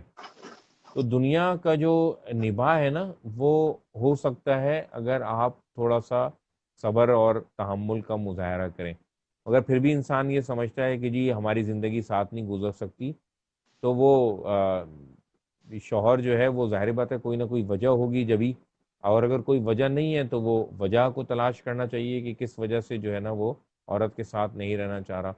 عورت جو ہے اس کے بارے میں بھی یہی ہے کہ وہ کوشش کرے کہ جی کمپرومائز کرے، اور دیکھیں قرآن کریم میں جیسے میں نے حضرت نوح حضرت لوط کی مثال دی، وہاں حضرت آسیہ کی بھی مثال ہے کہ جو فرعون کی بیوی تھیں، بالکل. جو دعا کرتی تھی کہ رب ابن لی عندک بیتن فی الجنہ، کہ اے اللہ میرا جنت میں جو ہے نا وہ میرا گھر بنا دے، ونجنی من فرعون، اور مجھے فرعون سے نجات دے اور اس کے ظلم سے نجات دے، مگر انہوں نے کبھی خلا کا مطالبہ نہیں کیا، کبھی انہوں نے طلاق کا مطالبہ نہیں کیا۔ تو یہ دنیا کی زندگی جو ہے آخرت کے مقابلے میں بہت ہی مختصر زندگی ہے، تو کوشش یہ کرنی چاہیے کہ اس میں انسان جو ہے وہ کمپرومائز لیکن کے فیصل صاحب اندر کچھ جائے۔ کچھ حالات ایسے ہو جاتے ہیں کہ جہاں ہمارے مرد، جیسے میرا یقین اور ایمان یہ ہے کہ جو شوہر ہے وہ بہت بڑا اونچا مقام رکھتا ہے، یہ میرا پرسنل اوپینین ہے۔ جیسے کہتے ہیں کہ مزاجی خدا، بالکل، کیونکہ اللہ پاک جس طرح اپنی مخلوق کے لیے ہر چیز کی وہ فراوانی کرتے ہیں، ہر چیز کا بندوبست کرتے ہیں، اس طرح شوہر کے اوپر ایک رسپانسبلٹی ایک عورت کی ہوتی ہے، پھر اس کے ساتھ جو کنبہ جڑتا جاتا ہے، اولاد آتی ہے، تو شوہر کا مقام بہت ہی زبردست قسم کا ہے، اور اس کو عورتوں کو سمجھنا چاہیے۔ میں اس بارے میں بات کرتی ہوں، لیکن اس کے ساتھ ہی اگر شوہر عورت کو انسان نہ سمجھے، اس کے ساتھ بے حد بدسلوکی کرے، جس میں آپ کہتے ہیں مار پٹائی، اور وہ بھی مار پٹائی ایسی نہیں کہ ایک دو لگا دی، وہ ایسی کہ جنونی حد تک، جہاں پر وہ عورت اپاہج ہو سکتی ہے یا مر سکتی ہے یا مینٹلی پرابلم ہو سکتی ہے، تو اس مقام پہ تو کھلا آپ کیا کہتے ہیں فیصل صاحب؟ جی جی بالکل، اسلام نے تو اجازت دی ہے کہ ایسے موقع پر جو ہے وہ خلا لی جا سکتی ہے، مگر میں یہ کہوں گا کہ دیکھیں اس میں ریاست نے بھی آپ کو بہت سے حقوق دیے ہیں کہ پاکستان کے اندر بھی آپ کمپلین کر سکتے ہیں، پھر ایسے ایسے لوگوں کا جو ہے نا وہ علاج بھی بہت پاسبل ہے، نفسیاتی ہسپتال ہیں، بہت ساری ٹیکنیکس ہیں۔ مجھے بھی ابھی پچھلے دنوں میرے پڑوس میں ہی ایک واقعہ پچھلے کئی سالوں سے چل رہا ہے، اور مجھے ان کو جو ہے نا وہ جو ہے وہ روکنے کے لیے جانا پڑتا ہے، تو وہ نفسیاتی مسائل ہوتے ہیں، کچھ سپریشن کے مسائل ہوتے ہیں، نشے یعنی کے ایک بھی دوسرے کو سپریس، فرمان فیصل نشے کے صاحب؟ بھی، جی ہاں جی ہاں یہ مسائل ہوتے ہیں، تو یہ سب چیزیں جو ہے نا وہ قابل علاج ہوتی ہیں۔ اب دیکھیں پاکستان کے اندر ویسے کوئی ڈیٹا تو نہیں ہے، ایک دفعہ مجھے یاد ہے لاہور میں جب یونیورسٹی میں تھا تو کچھ طلبہ تھے جو ماسٹرز کے طلبہ تھے جو اس پر ریسرچ کر رہے تھے کہ پاکستان میں کیا ریشو ہے، تو انہوں نے مجھ سے کچھ چیزیں شیئر کی، تو اس میں انہوں نے کہا کہ جی مور دین 80% جو مرد ہے نا، یعنی وہ مارتا ہے اپنی بیوی کو، یعنی مارنے سے مراد یہ ہے کہ کسی نے اگر زندگی میں 30 سالہ زندگی کے اندر، یعنی شادی شدہ زندگی کے اندر ایک تھپڑ بھی مارا ہے، تو انہوں نے اس کو اس کیٹیگری میں ڈالا ہے کہ جی اس نے بھی مارا ہے، اور بتایا کہ جی تم دیر سے کیوں آئیں، تم نے شاپنگ میں دیر کیوں لگا دی، یا تم نے کھانا کیوں نہیں وقت پہ تیار رکھا، اور یہ کھانا کس طرح پکایا ہے، ذائقہ صحیح نہیں ہے، تو یہ باتیں ہوتی ہیں چھوٹی چھوٹی نا۔ تو پاکستان کے اندر آپ دیکھیں نا، تو اگر یہ ہے کہ اگر اس پر عورتیں اگر طلاق لینے لگیں، میں یہ سمجھتا ہوں کہ جی وہ تو غلط ہے، کیونکہ طلاق، وہ تو ہاں یعنی وہ حل نہیں ہے، اور وہ ان کوئی کو سینس شوہر کے علاج کے لیے جانا چاہیے۔ جیسے میں یہ لوگوں کو میں مثال دیتا ہوں، سمجھاتا ہوں کہ آپ کا ایک بچہ ہے جو غصے کا تیز ہے، تو آپ اس سے قطع تعلق نہیں کرتے، آپ اس کا علاج کرانے کی کوشش کرتے ہیں، آپ اس کو سمجھاتے ہیں، آپ موقع محل دیکھ کے سمجھاتے ہیں، آپ اس کو پیار محبت زیادہ دیتے ہیں، تو آہستہ آہستہ وہ ٹھیک ہونے لگتا ہے۔ تو ارشد میں صاحب تو کہہ رہے ہیں، یہ ارشد یعنی صاحب کہہ رہے ہیں فیصل صاحب جی جواب میں کمزوری ہے۔ ٹھیک ہے، ہم۔ ہو سکتا ہے۔ دیکھیں فیصل صاحب، میری جو پرسنل آبزرویشن ہے، میں بھی زندگی کے ایک حصے سے گزر کے آئی ہوں، میرے بھی 2 بچے ہیں، دیکھیں ایک بات یاد رکھنی چاہیے کہ مرد بھی اشرف المخلوقات ہے، اسی طرح عورت بھی اشرف المخلوقات ہے. جو آپ نے مسئلے بتائے کہ نمک تیز ہو گیا، شاپنگ لیٹ ہوگی، یہ کوئی وجوہات نہیں ہے طلاق لینے کی یا خلا لینے کی. نہیں. اس میں عورت کو، پھر میں بار بار یہ بات کرتی ہوں کہ ہمارے ہاں تعلیم کی کمی ہے، چاہے وہ اسلامک تعلیم ہے چاہے وہ معاشرتی تعلیم ہے. عورتوں کو پتہ ہی نہیں ہے کہ شوہر کا مقام کیا ہے، باپ کا مقام کیا ہے، بھائی کا مقام کیا ہے. ان کو ریلیجن کے طور پر ان کو طریقے سے نصاب کے اندر ایک حصہ بنایا جائے اور ان کو طریقے کی تعلیم دی جائے، نہ کہ ایک بالکل ایسے ہی. ٹریڈیشنل مائنڈ سیٹ چل رہا ہے کہ ماں کو فون کر دیا، خالاؤں کو فون کر دیا، ادھر سے وہ پالیٹکس، وہ فضول کی، وہ اس چیز کے اوپر تو میں بات ہی نہیں کرتی. فیصل صاحب، اتنے مرد ہیں، حضرات ہیں جو کہ، میں امریکہ میں رہتی ہوں، ان کنٹریز میں لڑکیوں کو لے آتے ہیں، یقین جان ان کی فیملیاں ان لڑکیوں کے ساتھ وہ سلوک کرتی ہیں کہ آپ لوگوں کی سوچ بھی نہیں ہے. شاؤٹ آؤٹ جو لڑکیاں ساری یہاں رہ رہی ہیں اور پھر بھی صبر کے ساتھ اپنے فیملیز کو سنبھالنے کی کوشش کر رہی ہوتی ہیں. اچھا، دوسرا سوال ہم چلتے ہیں، یہ بڑا امپورٹنٹ ہے. ایک تو یہ پوچھیں، مجھ سے کہا ان خاتون نے، ایک تو یہ پوچھیں کہ امریکی عدالت کے ذریعے جو طلاق ہوتی ہے کیا شرعی طور پر ہو جاتی ہے؟ جی بالکل. آپ جس ملک میں رہتی ہیں اس ریاست کا قوانین کو فالو کرنا آپ پر لازم ہے. آپ یہ سب چیزیں سوچ سمجھ کے جاتے ہیں، لہٰذا قانون کے پاس یہ اختیار ہے، عدالت کے پاس یہ اختیار ہے کہ وہ اپنے ملک کے باسیوں کے ساتھ جو ہے وہ یہ فیصلہ کر سکے. تو بالکل ہو جاتی ہے وہ. تو اس کا مطلب یہ ہے کہ اگر شوہر نے کھڑے ہو کر طلاق نہیں کہا یا شرعی طور پہ طلاق نہیں دی، لیکن خاتون اگر امریکن، یو کے court, Canadian court, Australian court وہاں جاتی ہیں اور کہتی ہیں کہ مجھے طلاق چاہیے، تو وہ طلاق ہوتی ہے، تو وہ طلاق پڑ گئی، جی ہاں. وہ طلاق پڑ شرعی یہ طور تو پہ. اس طرح کے قوانین تو پاکستان کے اندر بھی موجود ہے کہ عورتیں جو ہے وہ خلا کا دعویٰ دائر کرتی ہیں تو وہ کورٹ سے نوٹس ایشو ہوتے ہیں مرد کو، شوہر کو، ایک یا دو اگر وہ حاضر نہ ہو تو پھر وہ جو ہے عدالت جو ہے وہ جج شوہر کے قائم مقام ہو کے جو ہے وہ خلا دے دیتا ہے اور ایک طلاق واقع ہو جاتی ہے. اچھا، تو کیونکہ ان خاتون کو، ان کو کسی نے کہہ دیا کہ اگر آپ امریکن کورٹ سے طلاق لیتی ہیں تو آپ کی طلاق واقعہ نہیں ہو گئی شرعی طور پہ جب تک کہ شوہر طلاق نہیں دیتا. یہ تو بات ختم ہوگی. اس شوہر نے آگے سے یہ کہا کہ میری طرف سے طلاق اس دن ہوگی جس دن میں نے پیپر پر سائن کر دیا، تو مشروط کر دیا انہوں نے. نہیں، اس کے کہنے سے کوئی فرق نہیں پڑتا. ٹھیک، اگر شوہر طلاق کی نیت کر لے لیکن بول کر یا لکھ کر نہ دی ہو اور شوہر بیوی 1 سال سے ساتھ رہ رہے ہوں، تو کیا ان کا نکاح قائم ہے یا نہیں؟ دیکھیں، جب تک یہ نیت کا تو مطلب یہ ہوتا ہے کہ میرے دل میں ایک ارادہ ہے، ٹھیک ہے، اور جب تک میں اس کو زبان سے ظاہر نہیں کروں گا یا لکھ کے نہیں دوں گا تو سامنے والے کو کیسے معلوم ہوگا؟ طلاق اس وقت ہوتی ہے کہ جب عورت کے کانوں تک یہ میسج پہنچ جائے یا اس کے علم میں یہ بات آ جائے.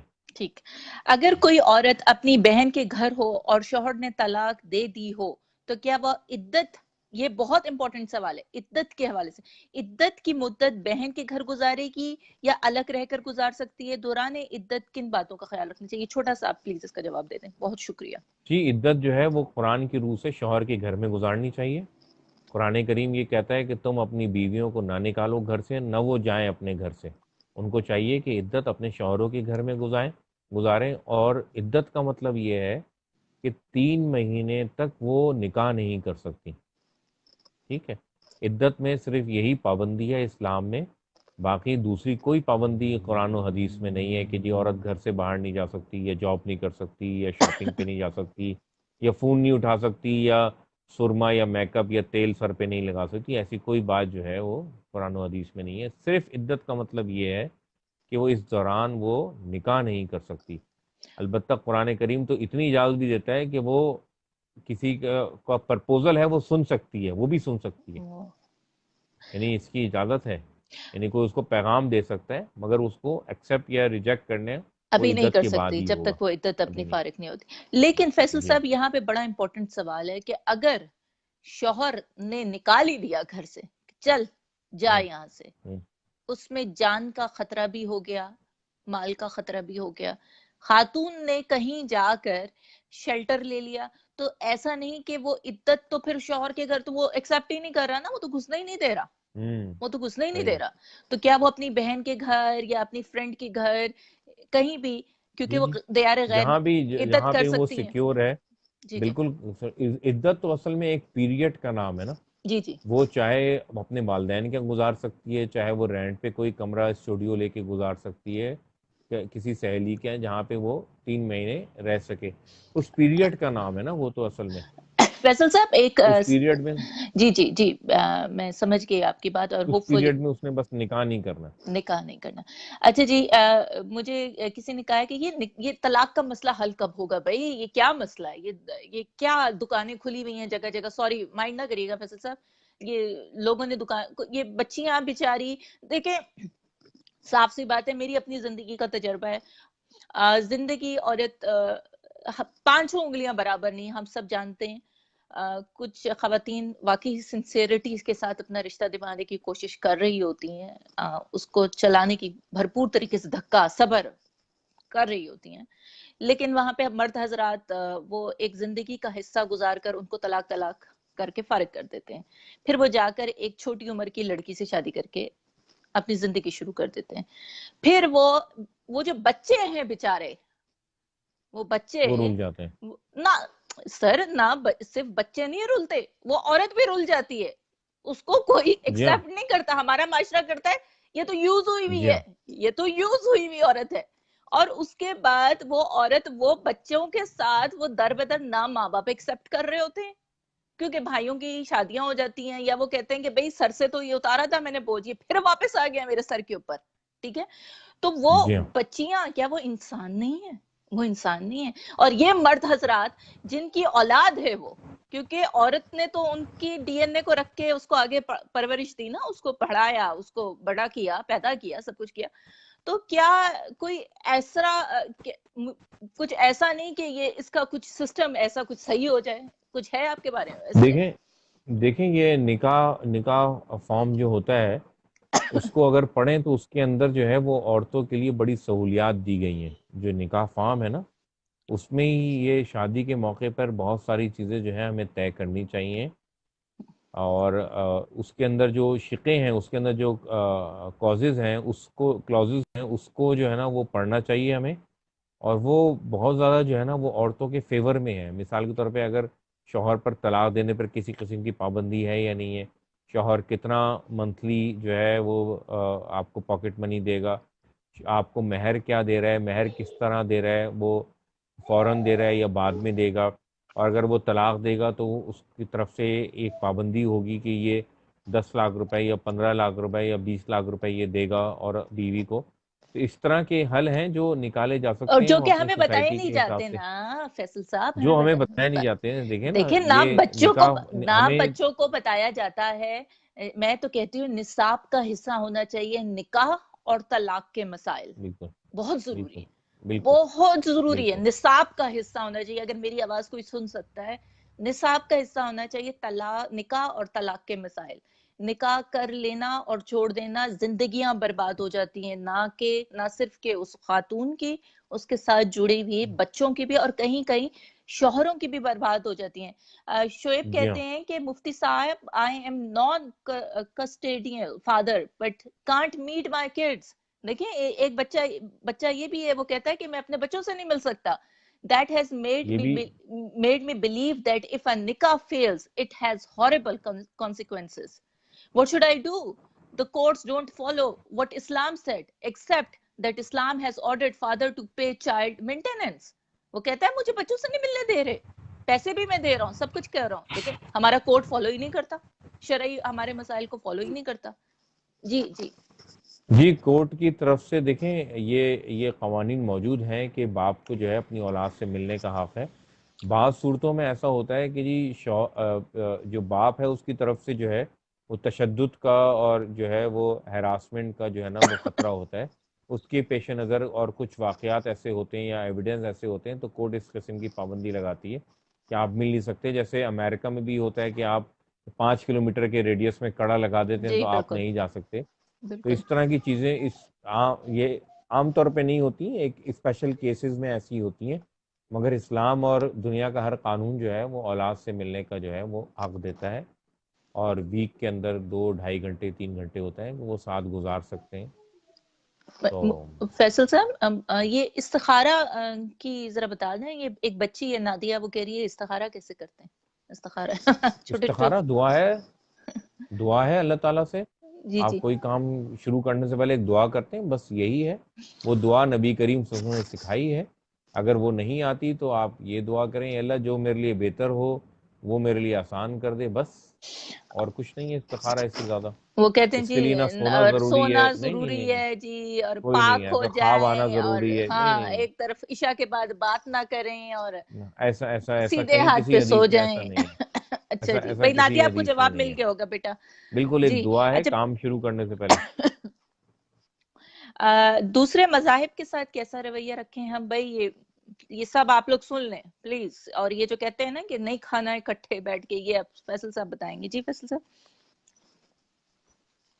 جس طرح آپ یہ چاہتے ہیں کہ دوسرے مذاہب والے آپ کے ساتھ رویہ رکھیں، دوسرے مذاہب والے آپ یہی چاہتے ہیں نا کہ دوسرے مذاہب والے آپ کے ساتھ محبت کا، ہمدردی کا، بھائی چارگی کا، اخوت کا، کیئر کا رکھیں رشتہ.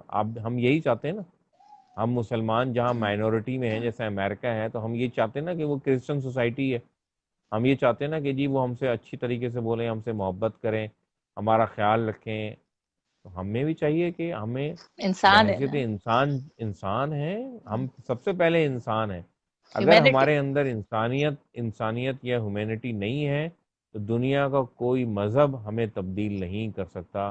ہم نے سب سے پہلے اپنے اندر محبت لانی ہے، سب سے پہلے اپنے اندر ہیومینٹی لانی ہے، سب سے پہلے اپنے اندر بیسک لانی ہے. یہ قرآن کریم بھی انسانوں کے لیے آیا ہے. اگر آپ حیوانی طرز زندگی پہ رہتے ہیں اور آپ کے اندر نفرت ہے، آپ کے اندر بغض ہے، اناد ہے، تو آپ کو کوئی رسول بھی نہیں بدل سکتا، کوئی کتاب بھی نہیں بدل سکتی. آپ کو سب سے پہلے انسانی لیول کے اوپر آنا ہوگا، ہیومن لیول کے اوپر آنا ہوگا. تو قرآن کریم یا حدیث میں کہیں منع نہیں کیا ہے، بلکہ قرآن کریم تو یہ کہتا ہے کہ اہل کتاب کا کھانا تمہارے لیے حلال ہے اور تمہارا کھانا ان کے لیے حلال ہے، اور تم ان کی عورتوں سے نکاح بھی کر سکتے ہو جبکہ تم ان کے مہر دے دو. وہ تو اسلام تو اتنا براڈ مائنڈڈ ہے کہ وہ ایک یہودی اور ایک عیسائی عورت کو جو ہے آپ کے بچے کی ماں بنانے کو بھی تیار ہے. ماشاء اللہ اس کو ماشاء اس پر بھی کوئی اعتراض نہیں ہے. وہ تو چاہتا ہے کہ لوگ مل کے رہیں. مذہب جس کا جو بھی ہو وہ اپنے مذہب کے اوپر رہے، آپ اپنے مذہب کے اوپر رہیں. آخرت میں اللہ تعالیٰ فیصلہ کرے گا کہ کون حق پر ہے. بہت خوبصورتی سے آپ نے جواب دیا. یہ میڈیٹیشن کسے کہتے ہیں مفتی صاحب؟ میں بڑی انٹرسٹڈ ہوتی ہوں اس چیز کے اندر. یہ میڈیٹیشن اور اس کے فوائد کیا ہیں بھئی؟ کیا میڈیٹیشن اسلام میں اس کا کیا ہے، کیا کہتے ہیں آپ اس کے بارے میں؟ نہیں، اسلام سے اس کا کوئی تعلق نہیں ہے. میڈیٹیشن جو ہے وہ جیسے دنیا میں اور تھیوریز ہیں اور تھراپیز ہیں، تو یہ ایک طرح کی آپ کہہ سکتی ہیں ایک تھراپی ہے. یہ اور قدیم تھراپی ہے. کوئی اس کو کہتا ہے کہ یہ 2800 سال سے ہے، کوئی کہتا ہے یہ 2500 سال سے ہے. اور بدھا کی بہت ساری ٹیکنیکس ہیں، اور بھی بہت سے اس میں گرو گزرے ہیں، صوفی گزرے ہیں، تو ان کی اپنی اپنی ٹیکنیکس ہیں. بنیادی طور پہ میڈیٹیشن کہتے ہیں کہ کسی چیز کے اوپر توجہ کو مرکوز کر دینا، بہت زیادہ فوکسڈ ہو جانا کسی چیز کے اوپر، میڈیٹیٹ کرنا، مراقبہ کرنا، کسی چیز کے اوپر نگرانی کرنا. تو یہ جو ایک میڈیٹیشن ہے وہ مختلف قسم کی ہوتی ہیں. کچھ وربلائزیشن کے ساتھ ہوتی ہیں، کچھ نان وربلائزیشن ہوتی ہیں. کسی میں آپ نے کچھ بولنا ہوتا ہے، کسی میں آپ نے صرف سوچنا ہوتا ہے، بولنا نہیں ہوتا. کسی میں آپ کو کوئی چیز دیکھنی ہوتی ہے مستقل، کسی میں آپ نے آنکھیں بند کرنی ہوتی ہیں. تو یہ بہت ساری قسمیں ہیں. ارتکاز ہے، فوکس ہونا ہے، کنسنٹریٹ کرنا ہے، اپنے آپ کو ایک ٹریک کے اوپر فوکس کرنا ہے. یہ ہے میڈیٹیشن کی ڈیفینیشن، جو عام طور پہ میری کچھ ویڈیوز ہیں میڈیٹیشن کے حوالے سے. واو. وہ وپاشنا میڈیٹیشن ہے جو مجھے ریحان اللہ والا نے بتایا تھا آج سے 5 سال پہلے، 2015 میں. تو میں نے پہلا کورس کیا تو مجھے اپنے اندر تبدیلی محسوس ہوئی. اس کے بعد پھر میں نے 5 کورسز کیے. یہ اور بہتری اپنے اندر محسوس کی، گھبراہٹ اور جلد بازی کی کمی محسوس کی، اور بردباری ذرا محسوس کی، چیزوں کو اچھے طریقے سے ہینڈل کرنا سیکھا، تو مجھے میری زندگی میں بہت فائدہ ہوا، میرا غصہ کم ہوا، غصہ، جی جی بالکل۔ نفرت میرے اندر سے کم ہوئی، اور بس تو یہ ایک تھراپی ہے، بالکل کرنا چاہیں لوگوں کو کرنی چاہیے، بلکہ جن کو یہ مسائل ہوں کہ ان کو غصہ آتا ہو، ان کو ڈپریشن ہوتا ہو، تو ان کو لوگوں کو کرنی چاہیے، یہ اس کے لیے وقت نکالنا چاہیے، بہت یہ پریکٹیکل ہے اور بہت جو ہے افیکٹو ہے۔ یہ مذہب کیا کہتا ہے اسلام کے، عورت کا کیا مقام ہے ہمارے مذہب کے اندر، کیا کہتے ہیں؟ جی جی، مرد عورت جو ہیں وہ خدا کے نزدیک جو ہیں وہ بالکل برابر ہیں۔ اللہ کے نزدیک مکرم وہ ہے جس کا تقوی زیادہ ہے، تو کیا بات! بحیثیت جینڈر دونوں ایکول ہیں۔ رشتوں کے اندر جو ہے وہ جیسے ماں اور باپ کو جب ہم دیکھیں گے تو ماں کا رشتہ باپ سے زیادہ ہے، اور جب ہم شوہر اور بیوی کو دیکھیں گے تو اس میں شوہر کا درجہ جو ہے وہ ایک درجہ زیادہ ہے۔ میں یہ نہیں کہوں گا کہ شوہر مجازی خدا ہوتا ہے، خدا ایک ہی ہے اور وہ حقیقی ہے، اس کے علاوہ کوئی اور خدا نہیں ہے، کوئی شوہر کا درجہ بہت بڑا نہیں ہے، وہ بھی ایک درجہ فضیلت حاصل ہے اس کو عورت کے اوپر۔ اس کی بھی وجہ قرآن کریم نے بیان کی ہے کہ وَبِمَا أَنفَقُوا مِنْ أَمْوَالِهِمْ، کہ وہ اپنے مال سے خرچ کرتا ہے، وہ اس کا رسپانسبل ہوتا ہے، اس وجہ سے اس کا درجہ حاصل ہے۔ اور اگر کوئی مرد رسپانسبل نہیں ہے، لائبلٹیز نہیں اٹھاتا اپنی بیوی کی، تو وہ درجہ بھی اس سے چھین لیا جاتا ہے از روئے قرآن۔ فیصل صاحب، ابھی جیسے پہلے میں نے آپ سے کہا تھا کہ جس طرح آپ نے یہ بات کی کہ درجہ چھین لیا جاتا ہے، لیکن کیا ہمارے معاشرے میں اس اویئرنیس کو پیدا نہیں کرنا چاہیے کہ ایک ڈیورس ہوئی ہوئی عورت کوئی استعمال مال نہیں ہے؟ خدا کے واسطے یہ جملہ استعمال کرنے سے پہلے 100 بار سوچ لیا کریں کہ یہ پرابلم کسی کے گھر بھی آ سکتی ہے۔ ہم سب کے پاس ماں، بہنیں، بیٹیاں، بیویاں سب موجود ہیں، تو کسی کے لیے اس طرح کا جملہ استعمال کرنا، اللہ کا خوف کریں۔ میں فیصل صاحب یہ اس پلیٹ فارم کو یوز کر کے یہ بات لوگوں تک پہنچانا چاہتی ہوں، اپنے مائنڈ سیٹ کو چینج کریں۔ آپ کو کیا پتا کہ وہ عورت یا وہ مرد کس پرابلم سے گزر کے آئے ہیں، اور اس چیز بالکل۔ اس کو آپ ایکسپلوئٹ نہ کریں۔ شعیب کہتے ہیں مفتی صاحب، what are the reason that نکاح is difficult but an entry to a club is easy? Where does this problem actually lies? دیکھیں، جس انسان نے اپنے آپ کو جس سانچے میں ڈھالا ہوتا ہے اس کے لیے وہ کام جو ہے آسان ہوتا ہے۔ میرے لیے شاید نکاح کرنا آسان ہے، میرے لیے کسی کلب میں جانا جو ہے وہ انتہائی مشکل چیز ہے، اور میرے لیے جو ہے وہ ایک یعنی ناممکن چیز ہے کہ میں ایک کلب میں چلا جاؤں یا میں انلیگل جو ہے وہ سیکس کے بارے میں سوچوں۔ تو جس انسان نے اپنے آپ کو جس طرح ڈھالا ہوتا ہے، جس طرح اس نے اپنے آپ کو تیار کیا ہوا ہوتا ہے، اور یہ میں کہتا ہوں کہ یہ اللہ تعالیٰ کی طرف سے امتحان ہے، اور جو ہے وہ اس نے دونوں راستے جو ہے وہ کھلے رکھے ہیں آپ کے لیے جو ہے نا، جی تو بالکل۔ جس کو چاہیں اختیار کر لیں، آخر میں آپ نے اس کا جواب دینا ہے خدا کے آگے۔ تو یہ دنیا اس نے امتحان کے اصولوں پر جو ہے وہ برپا کی ہے۔ آپ کی مرضی ہے آپ حلال طریقے سے کمائیں، یا آپ کی مرضی ہے حرام طریقے سے کمائیں، آپ کی مرضی ہے آپ دکان سے جا کے بکرے کا گوشت خریدیں، یا آپ جو ہے وہ پورک جا کے خریدیں، یا آپ کو اختیار دیا ہے، آپ کی مرضی ہے۔ دونوں چیزیں دونوں کے لیے میسر ہیں، اور یہ خدا نے ہی میسر کیے ہیں، کیونکہ خدا کا امتحان اس وقت تک پورا نہیں ہو سکتا کہ جب تک لوگوں کے پاس سیکنڈ آپشن نہ ہو۔ لیکن وہ تو کہتا بھی ہے۔ فیصل جی صاحب، مسئلہ یہ ہے نا کہ ہماری جو سوسائٹی ہے، سوسائٹی کے حساب سے اگر ہم دیکھیں، یہ تو آپ نے انڈیویجولی جواب دے دیا نا کہ میں فیصل، میرا مائنڈ سیٹ ایسا ہے کہ میں نکاح کرنے کو پریفرنس دوں گا، میں کلب نہیں جا سکتا کیونکہ میری وہ بات ہی نہیں ہے نا، میری تربیت ہی نہیں ہے نا، وہ میرے خمیر میں شامل ہی نہیں ہے۔ تو یہ ہماری سوسائٹی کے اندر اویئرنیس کیسے آئے گی؟ بچے سب کلب پہنچے ہوئے ہوتے ہیں، وہ دیکھیں لڑکیاں وہ بھی اور وہاں لڑکے پہ، بھی، معاملات ایسے ہو گئے ہیں نا۔ تو آپ کیسے کہتے ہیں کہ اویئرنیس ہم کیسے سوسائٹی کے اندر پش کریں اس چیز کو، ان کو بتائیں کیسے کہ دیکھیں جب ہم جی دیکھیں دونوں کے آبجیکٹیو الگ ہیں۔ نکاح کا جو مقصد ہوتا ہے، آبجیکٹیو ہوتا ہے، وہ ایک ادارہ قائم کرنا ہوتا ہے، خاندانی ادارہ قائم کرنا ہوتا ہے۔ وہ ادارہ کسی کلب میں جا کے آپ کسی پروسٹیٹیوٹ سے، کسی لڑکی سے، کسی کال گرل سے جو ہے وہ قائم نہیں کر سکتے. اس کے لیے آپ کو ایک لڑکی چاہیے ہوتی ہے, نکاح کے ذریعے سے اس کو آپ بیاہ کے لاتے ہیں اپنے خاندان والوں کے سامنے, اپنے رشتہ داروں کے سامنے, اس کے ساتھ عہد و پیمان کرتے ہیں اور پھر آپ اس کو اپنے گھر میں بساتے ہیں. تو جو لوگ نکاح کا ادارہ قائم کرنا چاہتے ہیں وہ نکاح ہی کریں گے, وہ نکاح کے ذریعے سے قائم ہو سکتا ہے, وہ کسی کلب کے ذریعے سے قائم نہیں ہو سکتا. ایک سوال آیا ہے بڑا، بلکہ کسی نے مذاق میں پتہ نہیں برشت صاحب کے انداز میں کہہ رہے ہیں نکاح آسان ہے شادی مشکل ہے جناب. چلے آپ مسکرائے تو صحیح اسی بہانے. اتنی سیریس ٹاک ہماری چل رہی ہے. ہمارے مذہب میں خفیہ نکاح کا کیا مقام ہے؟ یہ کیا ہوا خفیہ نکاح؟ جی بتائیں.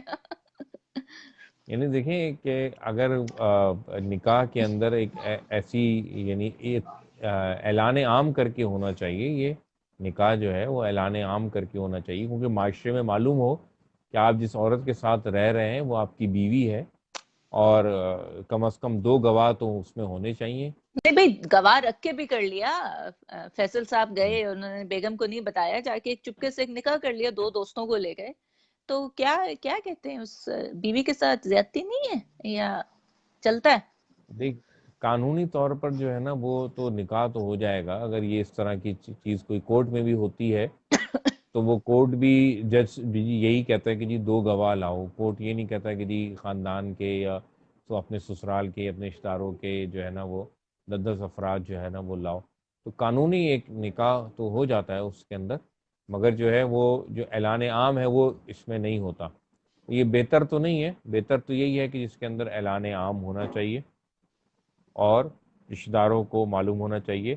چونکہ آپ ایک ادارہ قائم کرنے لگے نا, آپ کوئی جو ہے وہ مہینے 2 مہینے کی بات نہیں ہے, آپ زندگی بھر کے لیے آپ کی ایک پرسیپشن جو ہے وہ بلڈ ہو رہی ہوتی ہے, تو اس کے لیے ضروری ہے کہ آپ اس کو اعلان عام کے ذریعے سے کریں. یاسر آپ اپنا سوال نیچے دوبارہ سے ٹائپ کریں, ہم ختم کریں گے, اب یہ بہت لمبا آج کا سیشن ہو گیا. یاسر کہتے ہیں I have a very important question. Faisal بھائی, اللہ کسی کو نوازتا ہے, کافر کو بھی نوازتا ہے, اور ہو سکتا ہے مسلمان کو کچن بھی تنگ کر دے.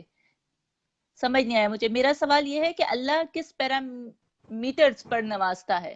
جیسے ایک پیپر میں 33 مارکس آؤٹ آف 100 والا پاس ہے, دیٹ از اے پیرامیٹر. سو اللہ کی نظر میں پیرامیٹر کیا ہے؟ کسی بھی رسک کھول دینے کا.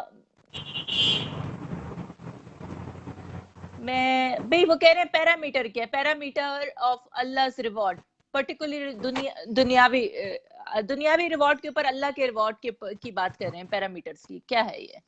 جی دیکھیں جو ان کے سوال میں یہ سمجھا ہوں اس کے مطابق میں جواب دے دیتا ہوں کہ اللہ کے نزدیک جو ہے وہ ہمیں حکم دیتا ہے کہ ہمیں دیانتداری سے اور ہمیں محنت کے ساتھ جو ہے وہ کام کرنا چاہیے. یعنی ہم جب کام کریں تو وہ پراپر ہونا چاہیے. یعنی کسی نے خوب کہا تھا کہ جب ہم کام کریں تو ایسا کام ہو کہ دعا کی ضرورت نہ ہو, اور جب ہم دعا کریں تو ایسی دعا ہو کہ اس میں کام کی ضرورت نہ ہو. یعنی ہماری دعا بھی خلوص کے ساتھ ہونی چاہیے, پراپر ہونی چاہیے, اور ہمارے کام بھی پورے ہونے چاہیے, وسائل کے حساب سے پراپر ہونے چاہیے. ایسا نہ ہو کہ آدھا کام چھوڑ دیں اور ہم کہیں آدھا کام دعا سے ہو جائے گا, تو یہ جو ہے اس کام کے ساتھ بھی زیادتی ہے اور اپنے ساتھ بھی زیادتی ہے. تو کام پراپر طریقے سے کریں, نتائج حاصل ہوں گے. یعنی کہ انٹینشن نا, فیتھ, آپ کا فیتھ جی جی اسٹرانگ اور انٹینشن آپ کی کلیئر ہو تو نتائج آپ کو کسی نہ کسی نہیں, صورت آپ کی نیت بھی, انٹینشن بھی پراپر ہو, آپ کا جو ورک ہے نا اس کا جو پروسیجر ہے اس کو بھی آپ پورا فالو کریں. مثال کے طور پہ میں جو ہے وہ کسی جگہ جانا چاہتا ہوں تو مجھے معلوم ہونا چاہیے کہ جی میرے پاس گاڑی ہے تو گاڑی میں پیٹرول ہے, اور یہ گاڑی اتنا پیٹرول ہے کہ اس منزل تک پہنچا دے. اب میں کہوں نہیں پیٹرول تو تھوڑا ہے مگر چلو میں نکل رہا ہوں تو اللہ مجھے پہنچا دے گا, آج جو ہے میری گاڑی جو ہے ذرا کم پیٹرول میں اور زیادہ مائلیج دے دے گی. تو یہ بیوقوفی ہے, یہ احمقانہ ہے, یہ تو عقل کے بھی خلاف چیز ہے. تو عقل اور شعور کا استعمال کرتے ہوئے اللہ سے دعا کریں, انشاءاللہ اللہ تعالیٰ برکت دے گا, کام بھی پورا ہوگا. یہ فیصل صاحب یہ 4 شادیوں کا کیا ڈرامہ ہے؟ کیا کہتے ہیں یہ 4 شادیاں, کیا یہ دیکھیں صحیح ہے؟ قرآن کریم نے اصل میں 4 شادیوں کو موضوع نہیں بنایا ہے. میں دوبارہ سے یہ بات کہہ رہا سن ہوں, لیں بھائیوں, سن لو پلیز. جی جی.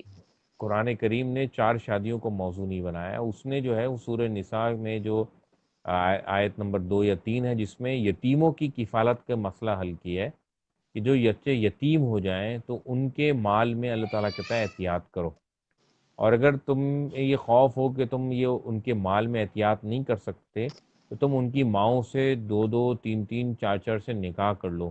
تو اصل میں یتیموں کی کفالت کا مسئلہ تھا، جس کا حل اللہ تعالیٰ یہ دے رہا ہے کہ تمہارے پاس اگر یتیم آ گئے ہیں تو ان کے مال میں تمہیں اگر یہ شبہ ہے کہ جی ان کے مال میں تم زیادتی کر بیٹھو گے تو ان کی ماؤں سے نکاح کر لو۔ تو اس نے جو سلوشن پیش کیا ہے، اس نے جو ایڈریس کیا ہے، وہ یتیموں کی آرفن ایج کے جو پرابلم تھی اس کو سالو کیا ہے، نہ کہ یہ مردوں کے لیے کہا ہے۔ مردوں کے لیے تو اللہ تعالیٰ نے آدم کے لیے بھی ایک ہی بیوی رکھی تھی، اور انسان جو ہے وہ مکمل ہو جاتا ہے کہ جب اس کی ایک بیوی جو ہے وہ ہوتی ہے۔ تو 4 شادیاں جو ہے نا وہ، یہ کوئی قرآن کریم کا اس طور پہ حکم نہیں ہے کہ مرد اپنی جو ہے وہ جنسی خواہشات کو جو ہے وہ پورا کریں اور اس کے لیے وہ عورتیں کریں، بلکہ یتیموں کی کفالت کا مسئلہ حل کیا ہے۔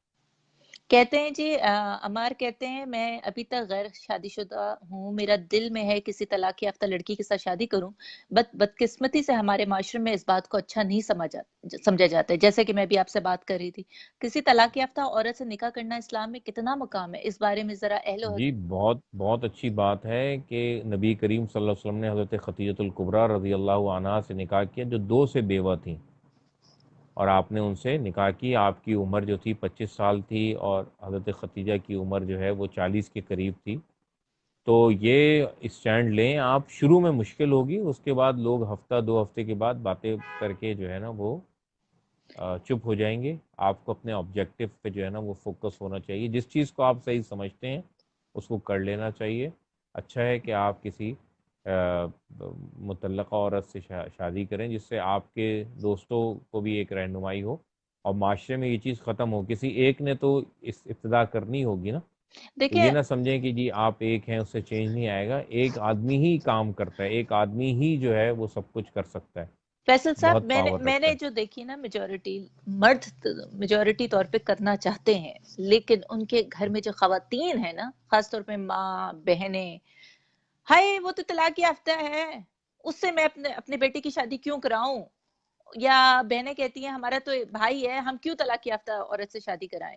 تو میں ان عورتوں کو سے، سمجھائیں، ہاں عورتوں ان سے، کو سمجھائیں، ان کو یہ کہیں کہ جی ہمارے گھر میں بھی کوئی ایسا واقعہ ہو سکتا ہے، اللہ نہ کرے خاکم بدن، اللہ نہ کرے ہمارے گھر میں بھی ایسا کوئی واقعہ ہو سکتا ہے، تو ہمیں کسی کے بارے میں یہ بات سوچتے ہوئے بولتے ہوئے بھی سوچنا چاہیے کئی مرتبہ، کیونکہ ہم جس کے بارے میں یہ کہہ رہے ہوتے ہیں تو ہم اس کو جو ہے کمتر جان رہے ہوتے ہیں اور اپنے آپ کو بڑا سمجھ رہے ہوتے ہیں۔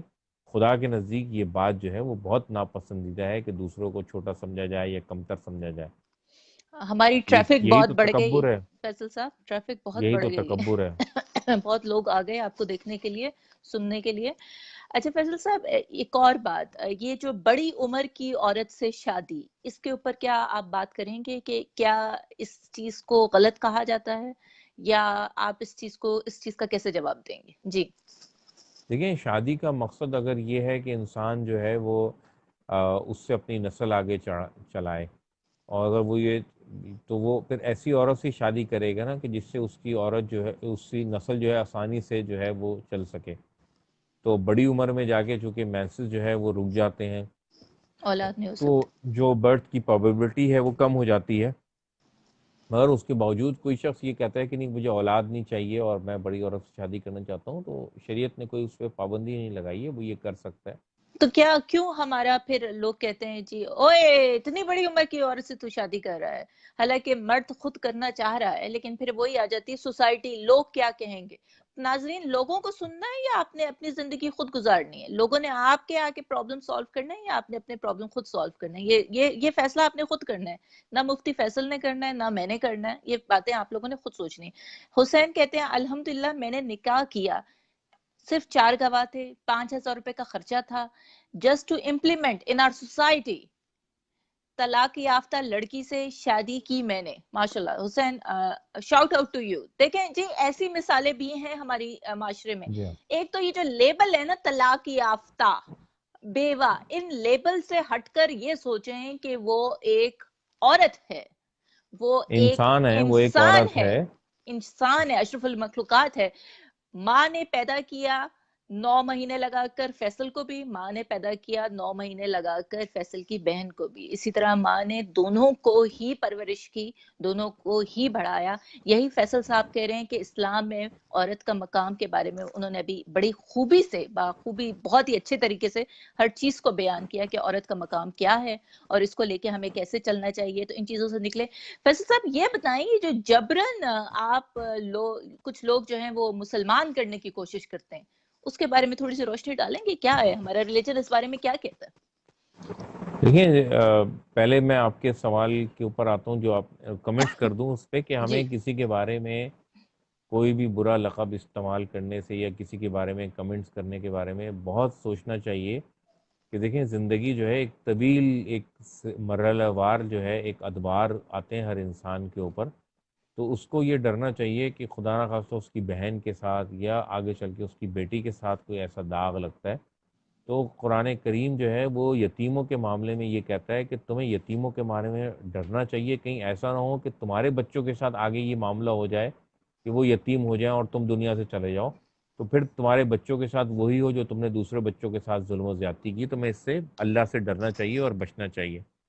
بالکل اسی طریقے سے لوگ دوسروں کی عورتوں کے بارے میں کمنٹس کرتے ہیں، بغیر تحقیق کے بات کہتے ہیں، کوئی ویڈیو آ جائے تو اس کو جو ہے وہ شیئر کرنا ثواب سمجھتے ہیں، کوئی خبر آ جائے تو اس کو بغیر تحقیق کے جو ہے آگے فارورڈ کرنا ثواب سمجھتے ہیں کہ جی میں تو بڑی اہم خبر دے رہا ہوں، میرا جو ہے میرے گروپ میں جو ہے نا وہ بڑا ایک اچھا نام ہوگا کہ میں نے ایک بہت اطلاع دی ہے، اہم اطلاع دی اور سب سے پہلے دی ہے۔ تو یہ اخلاقی کمزوریاں ہیں جس سے ہمیں نکلنے کی کوشش کرنی چاہیے۔ قرآن کریم میں سورہ حجرات میں اللہ تعالیٰ اخلاقیات بیان کرتے ہیں، اس کو ہمیں چاہیے کہ بار بار جو ہے ہم اس کا مطالعہ کریں، اس کو بار بار جو ہے وہ پڑھیں۔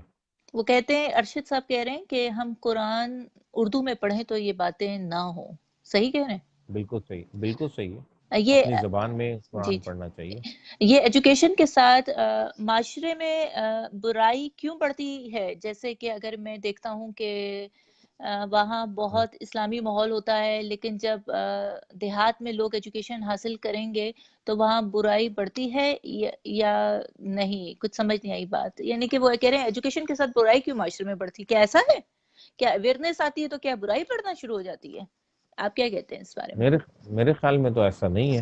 ہوں ایسا آپ نہیں؟ لوگوں کو جو ہے وہ اویئرنیس دیتے ہیں، اور خود اپنے بارے میں دیکھیں کہ جن چیزوں کے بارے میں اویئرنیس ہے تو وہ اویئرنیس آپ کو اچھائی کی طرف لے کے گئی ہے یا برائی کی طرف لے کے گئی ہے؟ جی تو جی ایسی تو یہ بات نہیں، تو ایک سوچ ہے کہ جی آپ لوگوں کو جتنا بے خبر رکھیں گے، جتنا انلٹریٹ رکھیں گے، اتنی آپ کی زیادہ حکمرانی ہوگی، آپ کی پاور ہوگی۔ غلط سوچ ہے یہ۔